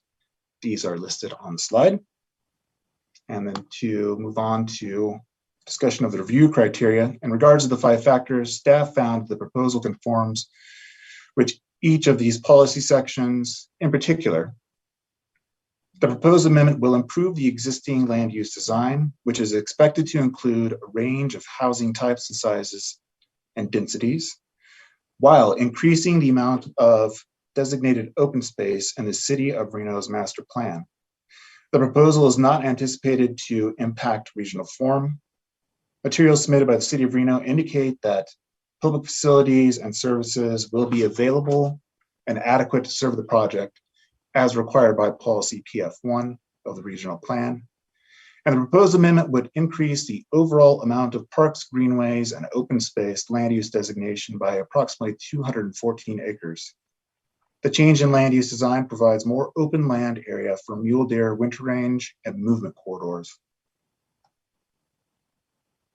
In conclusion, previous slides presented a summary of the proposal and staff's analysis. As noted, staff recommends finding the proposed amendment to the City of Reno Master Plan in conformance with the 2019 regional plan. The proposed motion is listed on the screen or on page 156 of the meeting packet. This does conclude my presentation, and then staff from TMRPA, the City of Reno, and the applicant are available for any questions. Thank you. Thank you, Chris. Do any of the commissioners have questions? Commissioner Carey. Madam Chair, I had a question for staff, or it may be more appropriately addressed by City of Reno staff. I was just kind of curious about the mixed employment land use designation on this site and why it's going away. I'll go ahead and defer to Nathan Gilbert for an answer on that. Thank you, Commissioner. Nathan Gilbert, Associate Planner with the City of Reno. The original Mortensen Garson neighborhood plan contemplated that area for light industrial, warehouse, and distribution types of uses. The applicant had proposed that be utilized for single-family residential units. And with the tentative map approval at City Council, that was actually further restricted to 1 acre lots.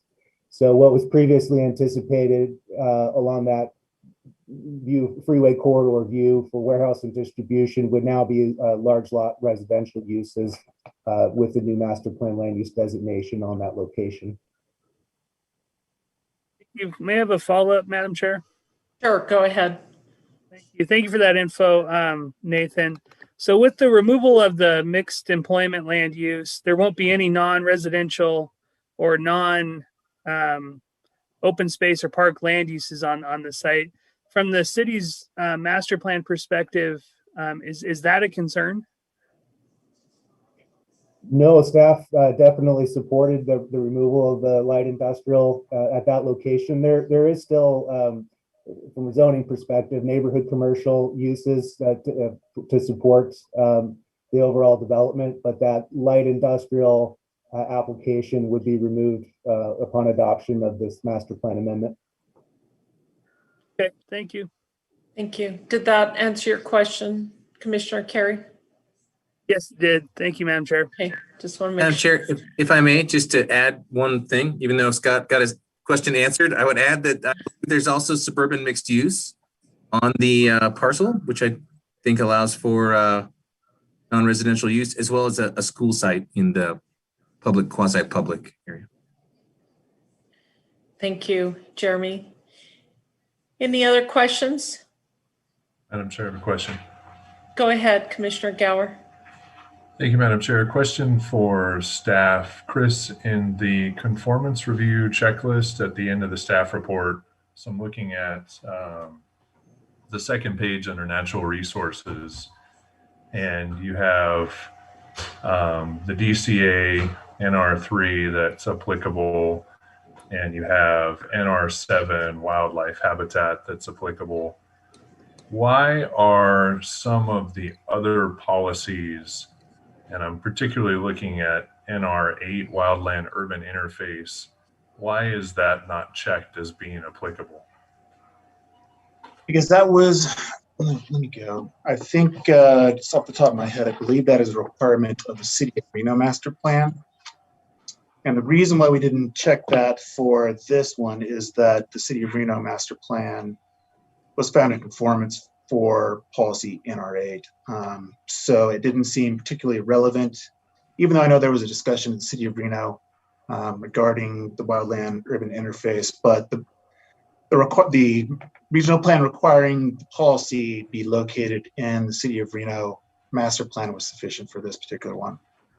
Okay, so why is, I'm looking at the regional plan right now, and I'm looking at NR7 wildlife habitat and NR8, the urban interface policy. How are those two policies any different in terms of one applying to the City of Reno Master Plan and one being applicable to the actual conformance review for this Master Plan amendment request?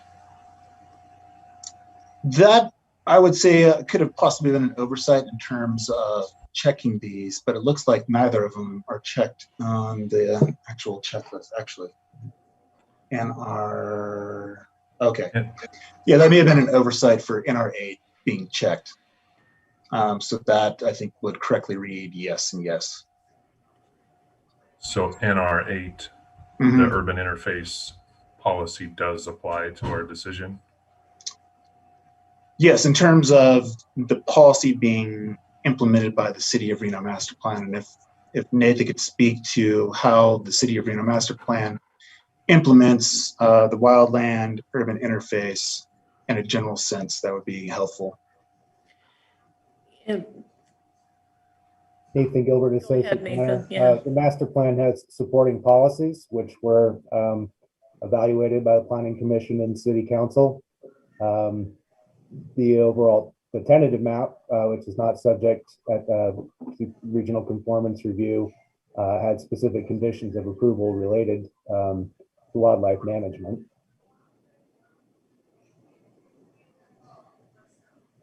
Nathan, I think the question was related to the urban interface. That Planning Commission looked at that as well.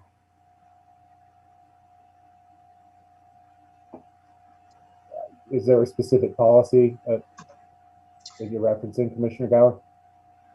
I'm trying to figure out what our decision space is relative to NR8 and the wildland urban interface, and whether that's something that we should be taking into consideration for our conformance review or not. If I may, Madam Chair, can I speak on? Please. Okay, sure. I think in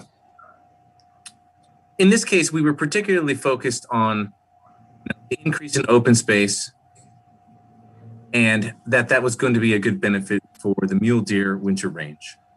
And I feel that in reality, in terms of what we've been checking here, we probably need to be a little bit more careful, because these NR plans, as has been alluded to earlier in this meeting, or NR policies rather, are really mostly focused around ensuring that the concepts are addressed appropriately in the local jurisdiction's master plans. But so I think in terms of our review right now, that has been satisfied through the conformance review of the master plans containing those policies. How we check this, I think we'll need Peter, honestly, to take a close look at what we're doing there. But the reason we focused on the wildlife, I think, was because the Nevada Department of Wildlife had indicated there were significant concerns mule deer winter range, and we wanted to, ensure that we referenced that. Yeah. Commissioner Gower, does that answer help, or you have more questions? I have a follow-up discussion, Madam Chair. I'm not sure that I have an additional question. Go ahead. Okay. Wasn't sure if the other commissioners had questions as well. So here's my concern, Madam Chair, is with this, we're looking at two policies, NR7 wildlife habitat, and the staff report specifically discusses the benefits of the master plan amendment relative to wildlife habitat and the coordination with NDOW. I'm looking at NR8 wildland urban interface, and I'm not seeing any sort of discussion in the staff report relative to what the city of Reno or the master plan amendment is doing relative to the urban interface. And I have substantial concerns about putting homes in the wildland urban interface, which this area is in. So while it is a reduction in the amount of residential, it's a reduction in the footprint of residential development. It's an increase in open space. The question is whether that degree of reduction is sufficient to mitigate the concerns relative to WUI and the associated risk factors. So I'm not seeing the analysis that supports any sort of a conclusion relative to that. If I could, Chris, go ahead. one of the thought processes in staff looking at this is, and we laid this out in the background, is that we have an existing condition of land uses, and I think Director Smith alluded to this, but that was in terms of the wildland urban interface, and really frankly regarding wildlife as well. We have an existing condition being the land uses. We can bring that up on the PowerPoint presentation. So we looped in, like Director Smith had thought, or had spoke to, we looped in, contacted NDOW in regards to the mule deer situation because they had submitted comments specific to that. But the wildland urban interface, considering the existing condition of the land uses out there, it really didn't rise to the level of providing some similar level of analysis or amount of analysis as was included for the wildlife habitat based on the comments submitted that staff reviewed. So that is a little behind the thought process and the construction of the analysis in the NR section. Commissioner Chivilicek, you had a question. Yeah, maybe not so much a question, but as I too share the concern that Commissioner Gower does, is that in terms of when we're talking about the interface, urban wildland and wildlife interface, what is being done in this proposal to address the concerns by NDOW as well? I mean, you know, yes, there's some swapping going on there, but is it the appropriate swapping? Does it go into those habitat areas that are deemed necessary for that mule deer wintering and such? I share that same concern, and I'm not feeling comfortable right now. I'm not feeling the love. Madam Chair, if I may. Go ahead, Jeremy. And I'm not sure, we had Michael Pawnee, who was representing the developer, I guess, on this, but I guess he's no longer with us. So I was going to hope to ask him a few questions as well. But I think that Chris hit on it when he talked about the fact that right now in the City of Reno master plan, there is an existing land use pattern that, you know, certainly in consideration of where this site is located, there's definitely a wildland urban interface component. However, that plan exists. And I think Commissioner Gower brings up a good point in asking, is this change in configuration the right one to sort of help alleviate some of those wildland urban interface aspects? So I think admittedly, we could have done a better job of addressing that. I think looking at the map change, and we could bring that back up, we are definitely gaining almost over 200 acres of designated open space. It is in relation to some degree mule deer corridors. It moves generally the residential further north, away from the hill slope. I think where we came at this from was something already exists and is in place. And, that process can continue without our involvement. But this has now been brought forward and is an improved configuration in terms certainly of the mule deer. I think we did verify that. Also in terms of how it relates to the development constrained areas on the site. And I mean, at a glance, I think reasonably I need to do a deeper analysis, but it does seem like it would also help with the wildland urban interface concerns. But if we do nothing, those wildland urban interface concerns, those mule deer concerns, all of those concerns, they persist under the existing configuration. Thank you, Jeremy. I'm happy to bring the slide up to you if the commissioner's request. Okay. Please. Well, this is a public hearing item, so I'd like to go ahead and open it up for public comment. We have received none for this item. Pardon me? We have received none for this item. Okay, thank you. Excuse me, Let's go. Madam Chair, if I may. Sure. Michael Pawnee rejoined the meeting and I promoted him to a panelist, and I'm wondering if possibly he has something he'd like to add as a comment. Well, I'd like to go ahead and close public comment and then before formally close public comment, and then he can go ahead and talk now. Thank you, Madam Chair, and I apologize, I'm having some video problems. There are a number of issues or a number of responses both to the WUI interface as well as the wildlife issues. So after the Reno Planning Commission, the applicant worked extensively with NDOW. We have prepared a draft wildlife mitigation plan that NDOW is in supportive of that plan. It includes $600,000 of compensatory mitigation for wildlife issues. The project was specifically designed, and you can see the corridors that are in there, to protect the natural habitat areas for those mule deer. So that's why you'll see those natural corridors that are preserved and protected.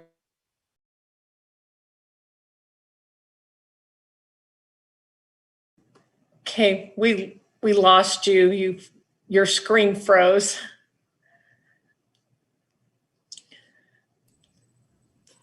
Chair Reed. Yes. If, as we're waiting for Mr. Pawnee to rejoin or such, but maybe regional staff can answer this. Do we have before us, or maybe Council Prunty can address this too, do we have anything before us that demonstrates that NDOW is in agreement now? I did reach out to NDOW to solicit comments from them, and they were supportive of the additional open space land designation. That's about as much as we have in terms of their review. But that was a verbal conversation that I had with Mark Fries. I think that's who it was at NDOW. Thank you. Well, we have the developer back on. Did you want to make some further comment? Yes, I do. And I'm on the phone. If someone would let me on, I could call in by phone as well. But NDOW did support it. That information was before the city council in the record. As I indicated, there is an extensive and wildlife mitigation plan that was developed to protect the mule deer habitat. We worked very closely with them after the Reno Planning Commission to get their support.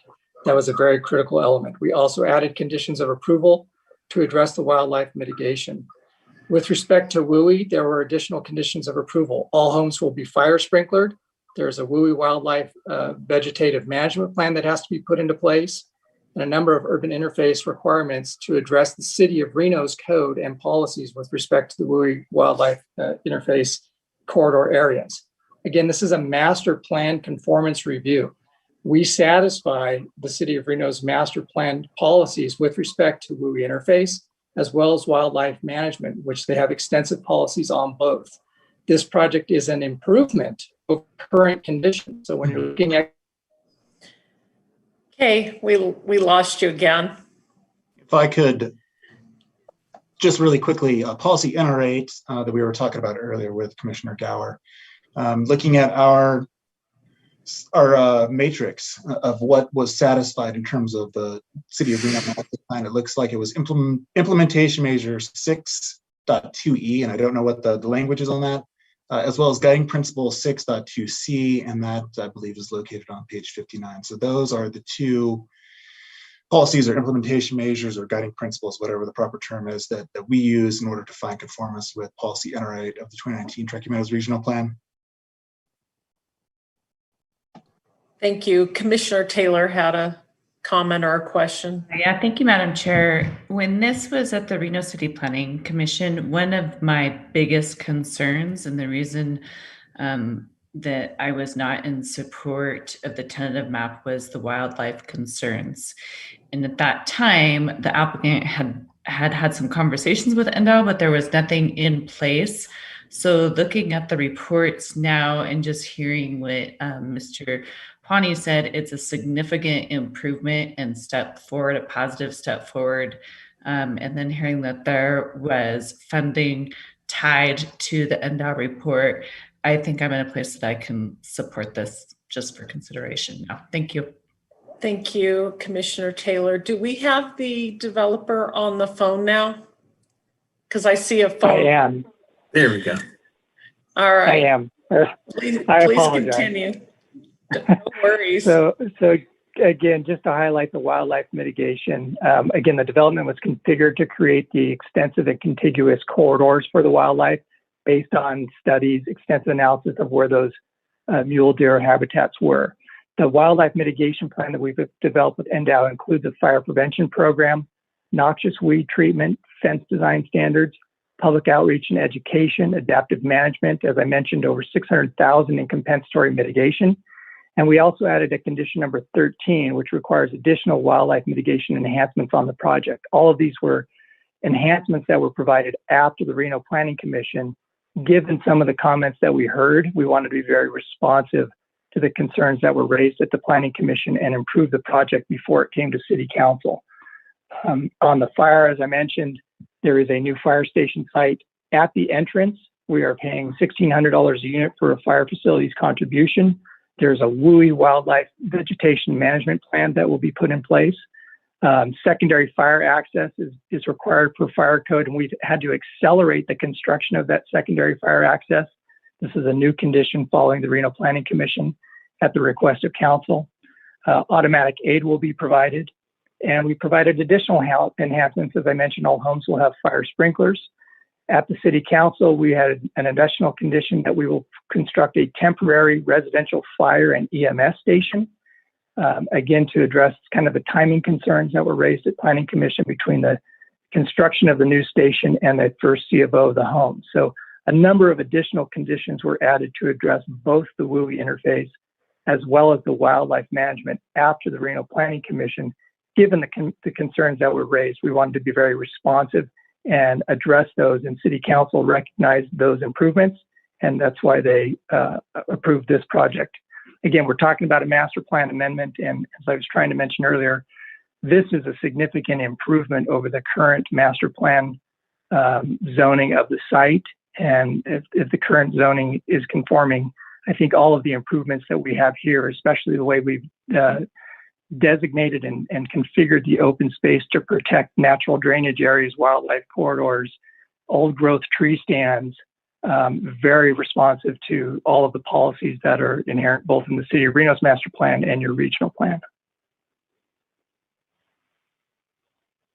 Thank you for that. I just want to make sure Commissioner Gower and Commissioner Chvilicek are satisfied with the answers, so we can move forward, or, speak now. Let us know.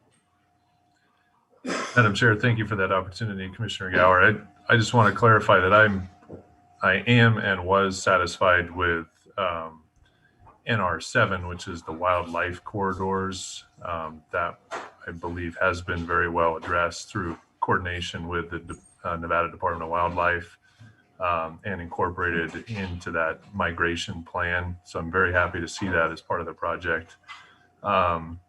just to put on the record, I do have significant concerns about development in the wildland urban interface. And so here's what happens when we develop in the wildland urban interface. All of the things that the applicant's representative indicated that needs to be incorporated into the project then get passed along to the people who buy these homes. So they are, one, incorporating the risk associated with living in the wildland urban in the WUI, and two, they're incorporating the costs associated with sprinkler systems, with fire stations, with all of the things that Mr. Ponye mentioned. So it becomes a housing affordability issue. So when we go against what our fundamental purpose of the regional plan is, really concentrating development in the urban core, and we push it into the urban interface, then we have risk increases for our residents, and we have affordability issues for our residents. And those are two fundamental things that as a decision maker, I'm concerned about. And it's not a question of we're increasing, open space from a baseline by, 200 acres. It's, are we doing enough in this case to increase the amount of open space to minimize that risk and minimize those affordability impacts? So that was my concern related to the master plan amendment at the city of Reno. It's still my concern related to NR 8 wildland urban interface policy at the regional plan level. And I appreciate the opportunity to express those concerns, Madam Chair. I cannot support a finding of conformance on this master plan amendment conformance review. Thank you. Sorry, I forgot to unmute myself. Thank you, Commissioner Gower. Commissioner Chivilicek, did you have any further comments? No, I appreciate the applicant's representative telling us about, informing us about the mitigation for wildlife, but I share the same concerns as Commissioner Gower and cannot support either. Commissioner Chesney has his hand up. You're muted.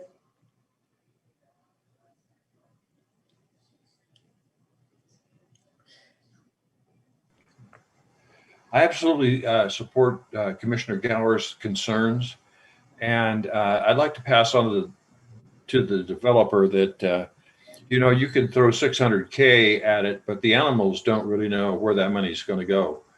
And this urban interface is a big deal, and there is absolutely nothing in this proposal that I can't support. 4 out of the 5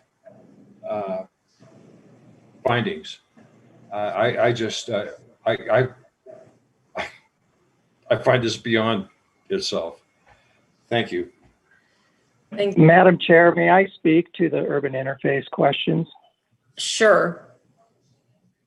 So I'd just like to remind the commission that this is a conformance review. Currently, we're not pushing development into an urban interface area.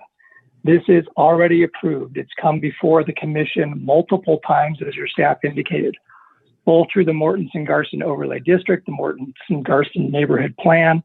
This area has already been approved in conformance with your regional plan for development, intense development.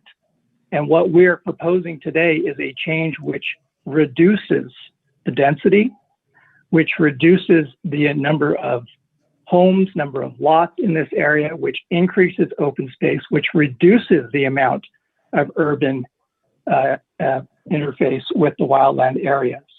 So we're starting from a premise that it's already approved for residential development, and it has been through multiple iterations that have come before the commission on a regional level and have been approved as in conformance with your regional plan. It is currently in conformance with your regional plan to be developed for over 1,700 homes. So what we're proposing is not an increase, it's a decrease. And when you look at what is before you today and what you're really trying to find, it's not looking into the project itself, you're looking at the plan. Does it conform? And if what we're proposing conforms better than what currently conforms, it seems to me that that would be more than sufficient for you to find this in conformance. I absolutely appreciate the concerns about the wildlife or the wildland urban interface areas. Absolutely understand those concerns, but rest assured that through the tentative map process, which of course isn't before you today, the city of Reno shared those concerns and imposed a number of conditions that their fire department was very satisfied with to ensure that this project will be a responsible development in that area. Again, it is an improvement over current conditions, and I would just ask you to please reconsider what is before you today, that this conforms better than what is already in place.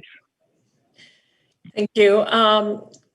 Can I hear from legal on what exactly our purview here is, just so we're all clear? Yes, thank you, Madam Chair. Jessica Prenti for the record. What I hear from the commissioners is some concerns mostly about the wildland urban interface, and that they may have not been addressed to certain commissioners in a sufficient manner to certain commissioners' desires or interest, and that you would like to see more analysis and information in that regard. You are certainly free and have the ability to continue this item till next month to allow TMRPA staff to talk more with the city of Reno, find out more about the conditions imposed upon by the Reno City Council with their approvals, and talk with the developer as well to get more information to bring forward to the commissioners. But at the end of the day, what's before you is whether or not this conforms with our regional plan as it is currently written. And our regional plan requires that local master plans have policies in place that address NR8, the natural resource policies called out by the staff in the matrix. You have found that the city of Reno's master plan does conform with our 2019 regional plan.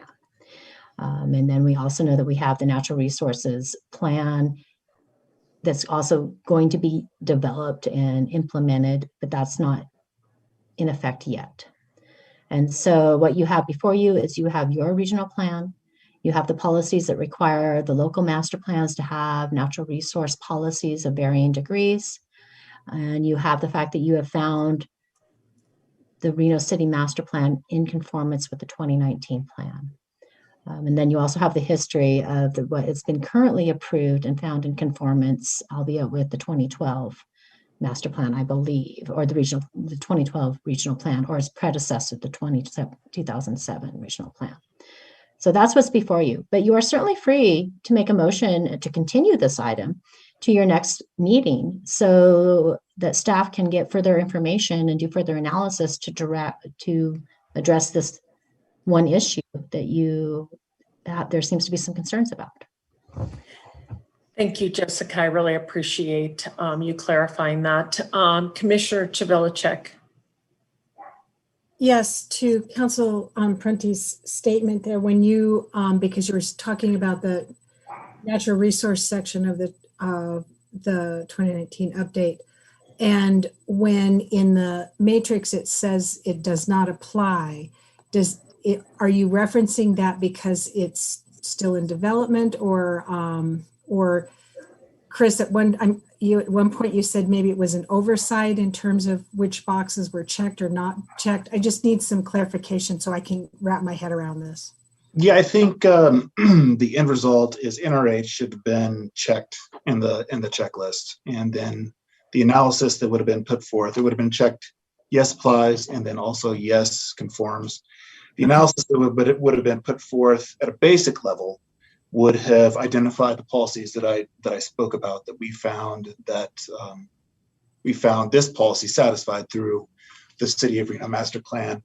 And then if there was anything that should have been piqued the interest, so to speak, of regional planning staff, we probably would have followed up on it by looking at the conditions that were associated with the tentative map. But it's kind of a slippery slope because we're not looking at the tentative map. We would loop those potentially in as additional information, but primarily look at the approval related to the master plan. So that is a summary of the change that would be put forth.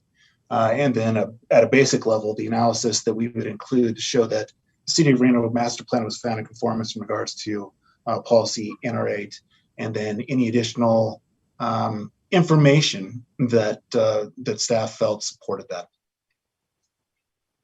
Thank you.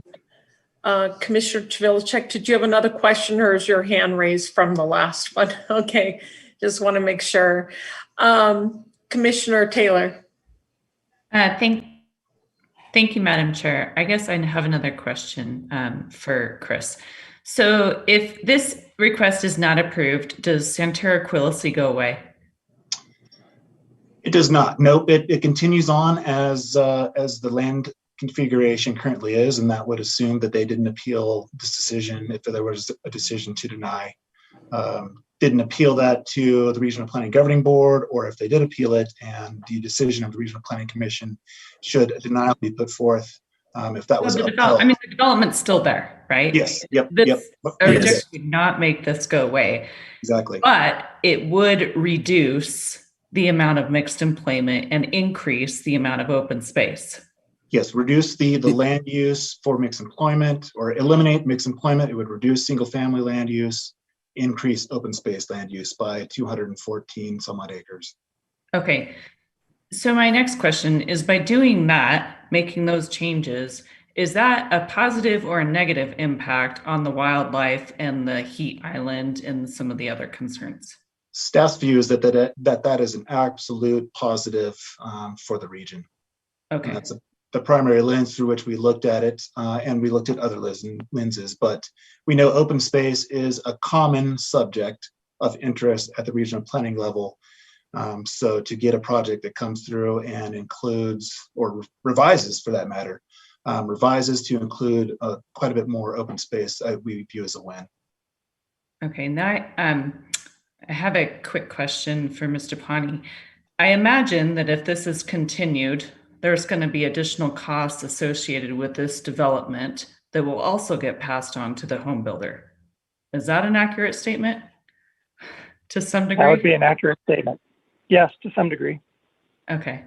So I guess my position is, you know, we may not like the development, but by voting no or not going in favor of this, it doesn't make it go away, but it does make it a better project, which at the City of Reno, we were trying to get at, or I was trying to get at, I won't talk for my other commissioners, when we denied the project at Planning Commission. And continuing this, there's also costs associated with that. And with that, Madam Chair, I am done. Thank you. Thank you, Commissioner Taylor. I'll get to Commissioner Johnson first, but Commissioner Chesney had his hand raised, so I'll do Commissioner Chesney and then Commissioner Johnson. Go ahead. Okay, I appreciate Commissioner Taylor's comments, accepting the lesser of two evils, but the development in itself is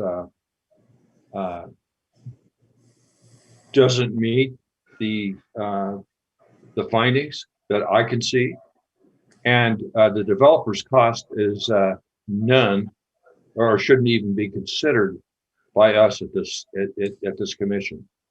If the cost of development goes up, that's the developers, they roll the dice. So I just want to put out that out there for everybody. Thank you, Commissioner Chesney. Commissioner Johnson. Thank you, Madam Chair. As staff alluded to, this whole Mortensen-Garson issue has been something that the City of Reno has been looking at in a number of different areas for a couple of years now.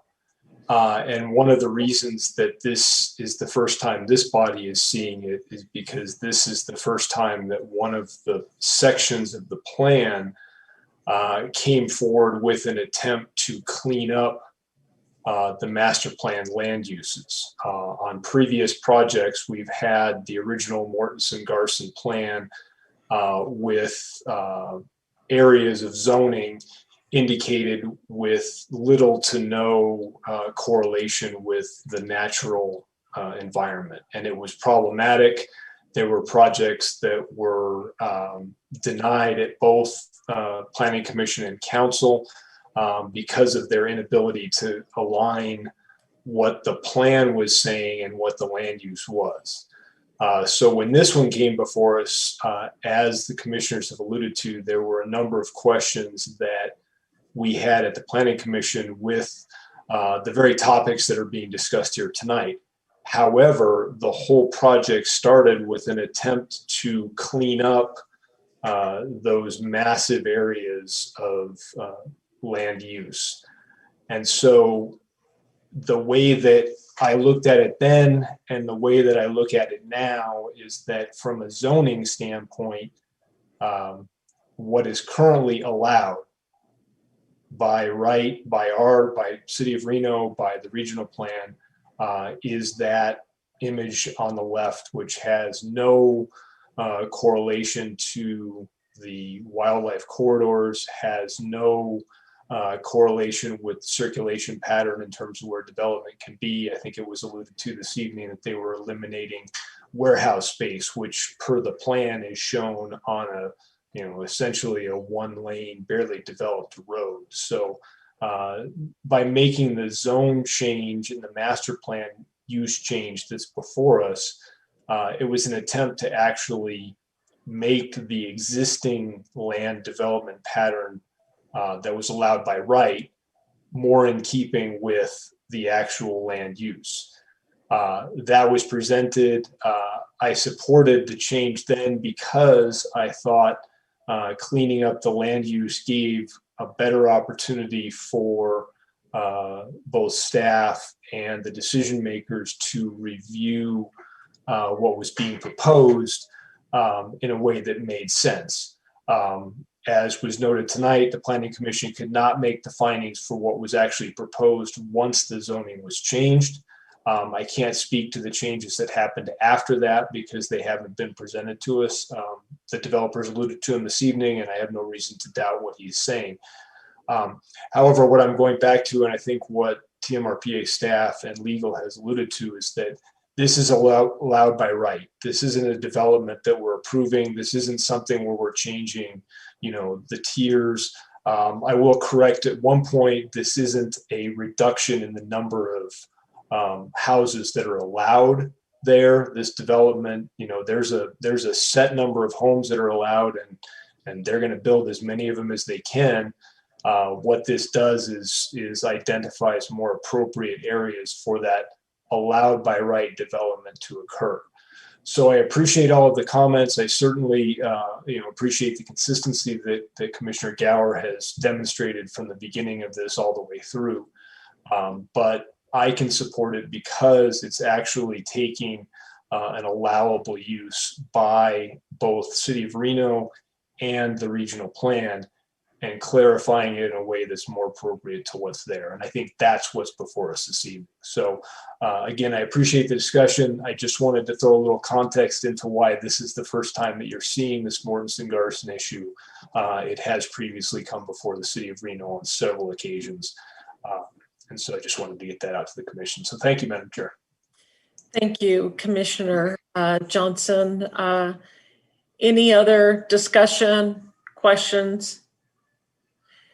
Commissioner West. Yes, I would like to thank Commissioner Johnson for some clarification for us. And I do appreciate that. And based on what I've been hearing and the discussion both by the staff and this conversation we've been going through, I can support this amendment change. Thank you. Any other comments or questions? I'd entertain a motion.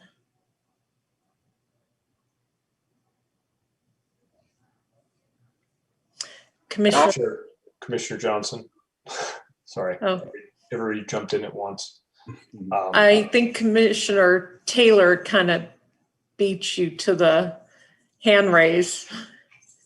Would you like me to reshare the motions? Oh, I think I have it. Yes. Yeah, would you please though? Oh.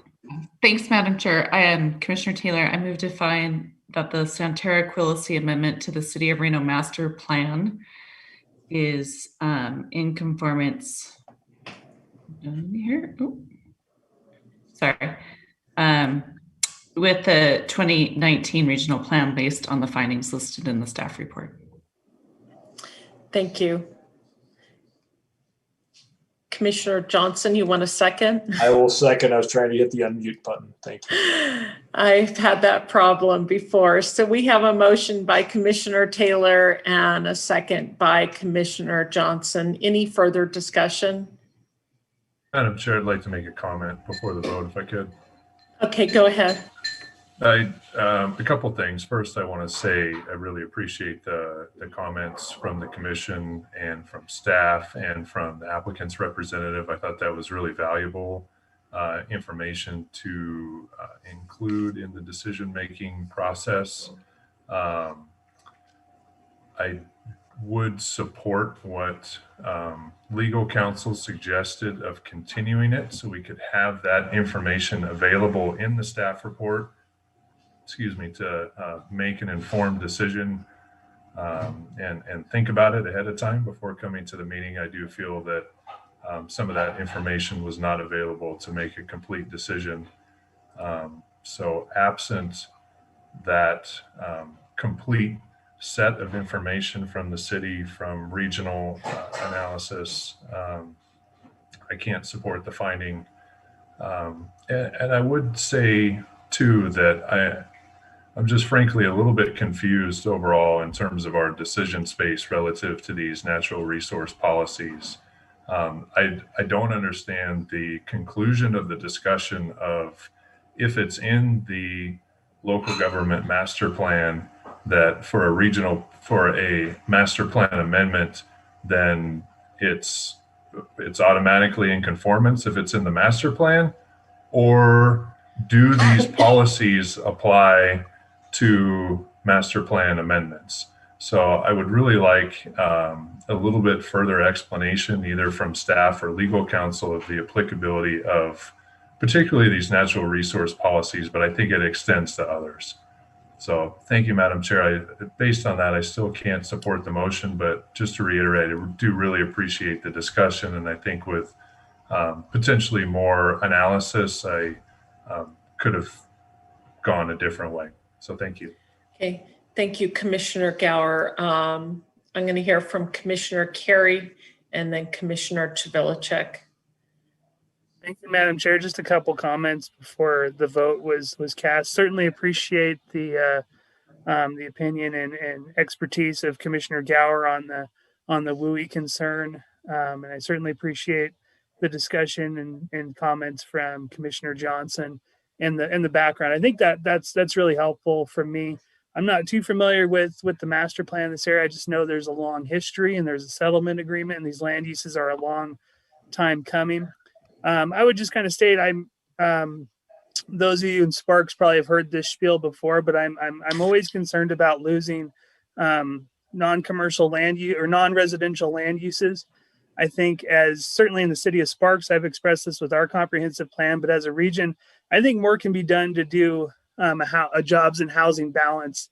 70% of the people that live in Washoe County live north of the Truckee River and work south of the Truckee River. And all of us who've been in the spaghetti bowl or trying to go north-south can attest to that land use pattern. So I think more can be done on that.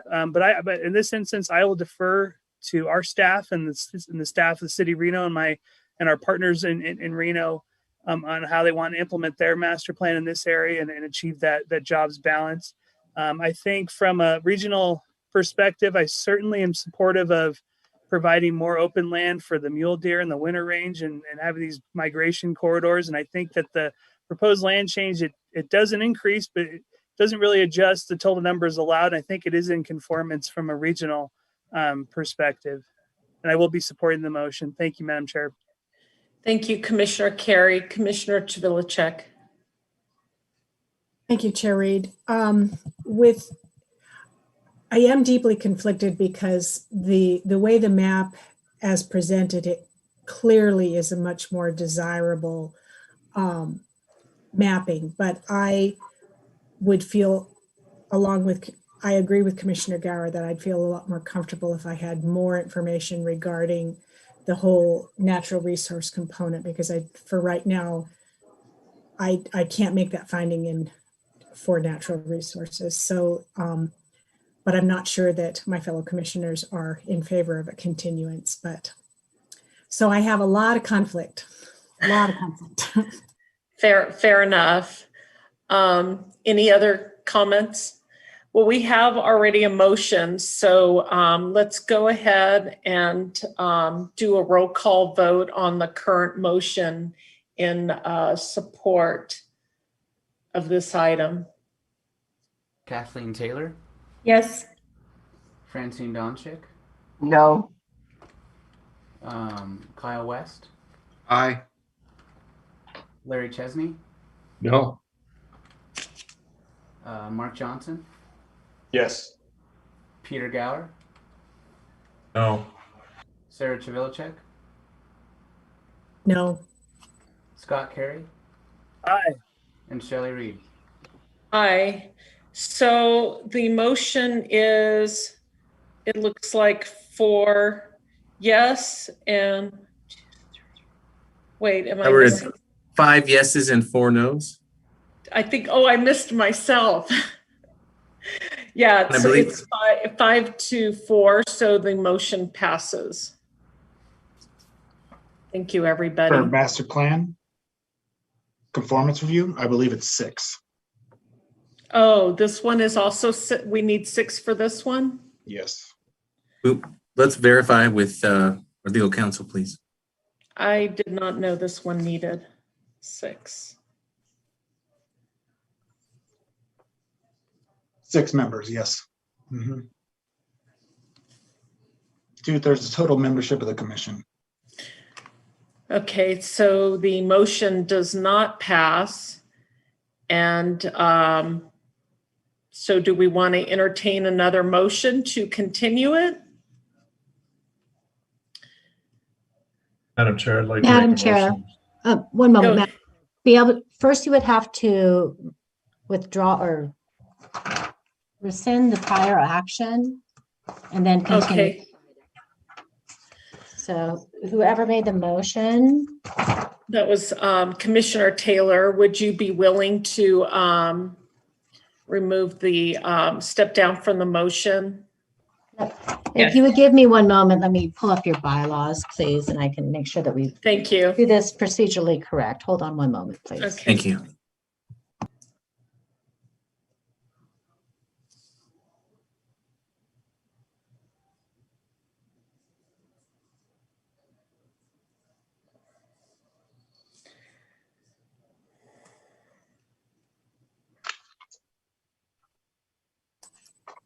While we're waiting for that, by the beauty of Zoom, I am on the East Coast, so it's considerably much later for me than it is for all of you.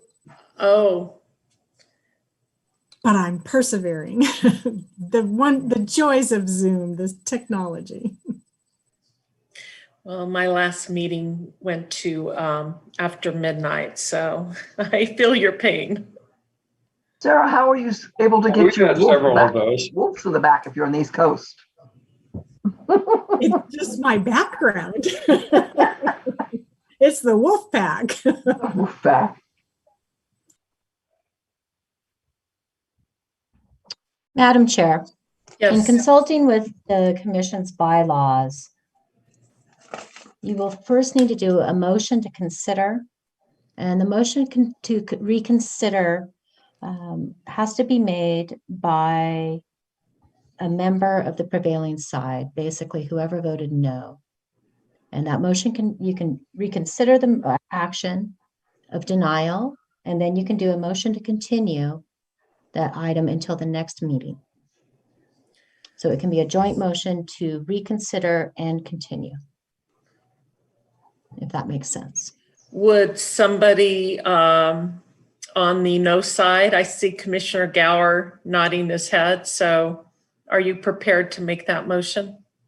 I am prepared to make that motion. And I do want to respond to what Commissioner Taylor said. And I understand that this is adding time to the process and there are costs associated with it. I do also feel that it is important to get our decisions right.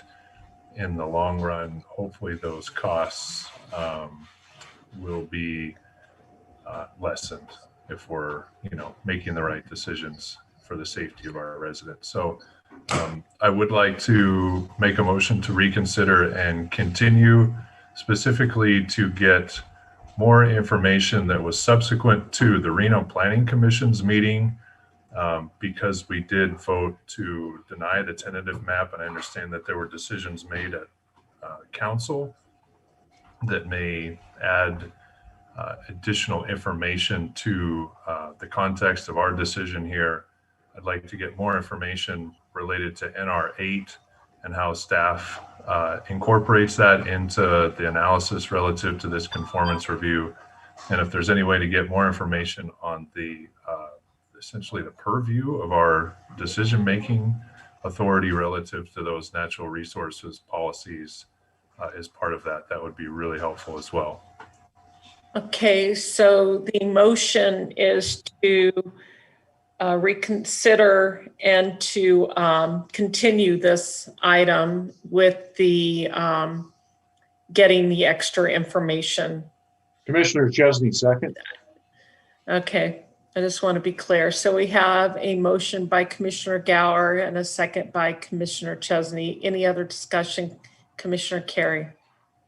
Thank you, Madam Chair. Question on the motion. Was it going to be continued to our next meeting or a future date?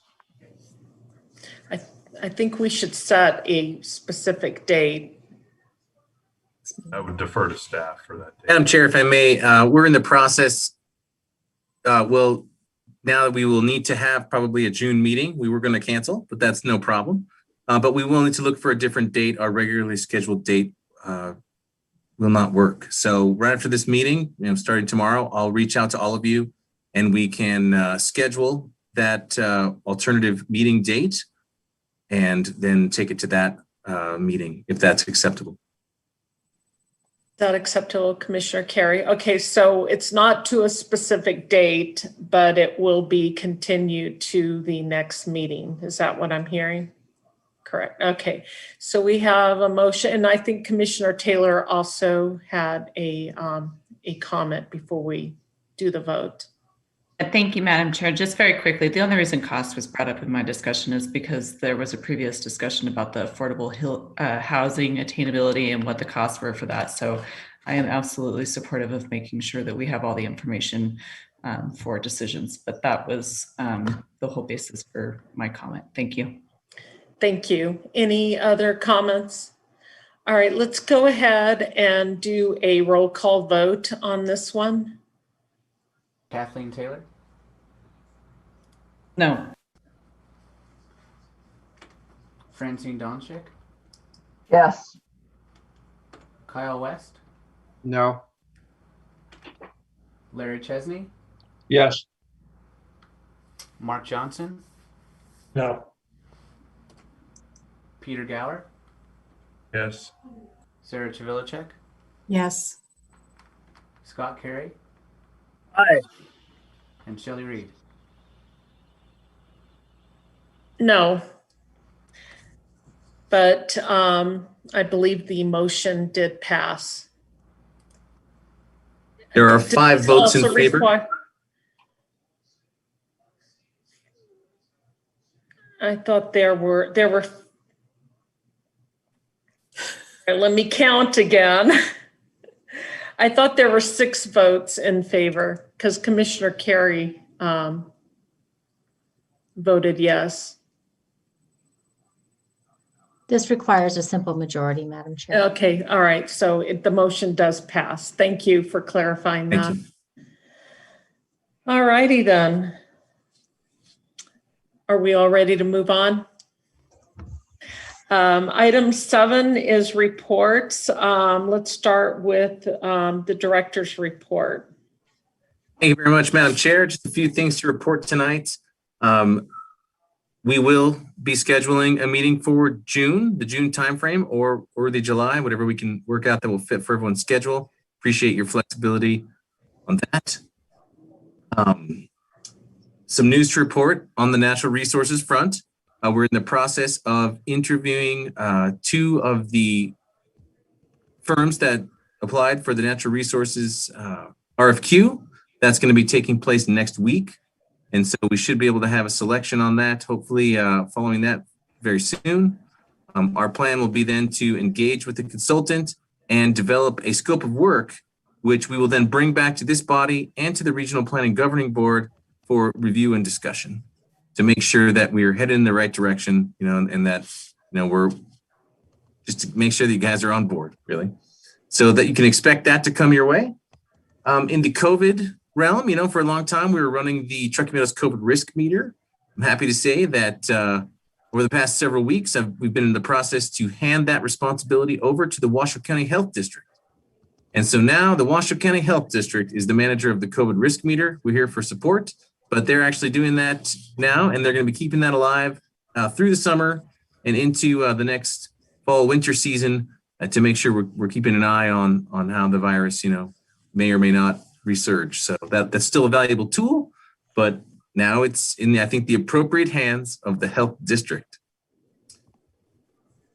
I think that's all I have. Look forward to an email from me for some scheduling, and thank you very much for the time tonight. Thank you. Are there any member reports? Seeing none, we'll do legal counsel's report. I have nothing to report tonight. Thank you, Madam Chair.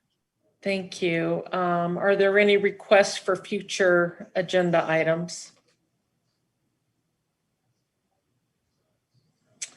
Seeing none, we'll move on to the last public comment of the evening. Are there any people waiting to comment?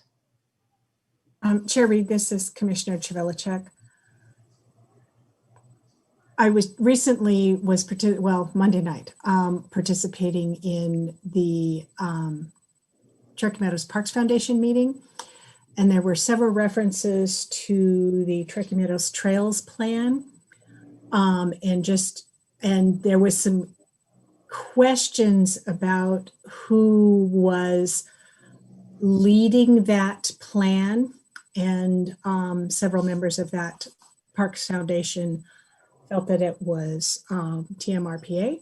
So I didn't think so, but I'll reach out to you, Jeremy, to get solid facts on that so I can go back to that board and report that it wasn't the regional planning. Madam Chair, if I could just quickly address it. We were involved, absolutely. We're part of the steering committee. We did a lot of the GIS work in support of it. Shani Sousa from our staff spruced up the report and made it something beautiful. It was led by Mark Kimbrough and Mike Kazmierskid-Edon, and there's a whole steering committee. And the Parks Foundation is actually, my understanding is they've taken that over and they're trying to get a regional trails coordinator. But I'm still happy to talk more about it with you. But we're not leading it by any means. Thank you. Are there any public comment? There's none. All right, let's go ahead and close public comment. Any written correspondence? We do not have any at this time. Okay, I'll entertain at this point a motion to. Chesney, move to adjourn. That was very quick. All right, so moved. Thank you, everybody. Take care, everybody. Hey, have a great weekend. Be safe. Jeremy, thank you to the staff.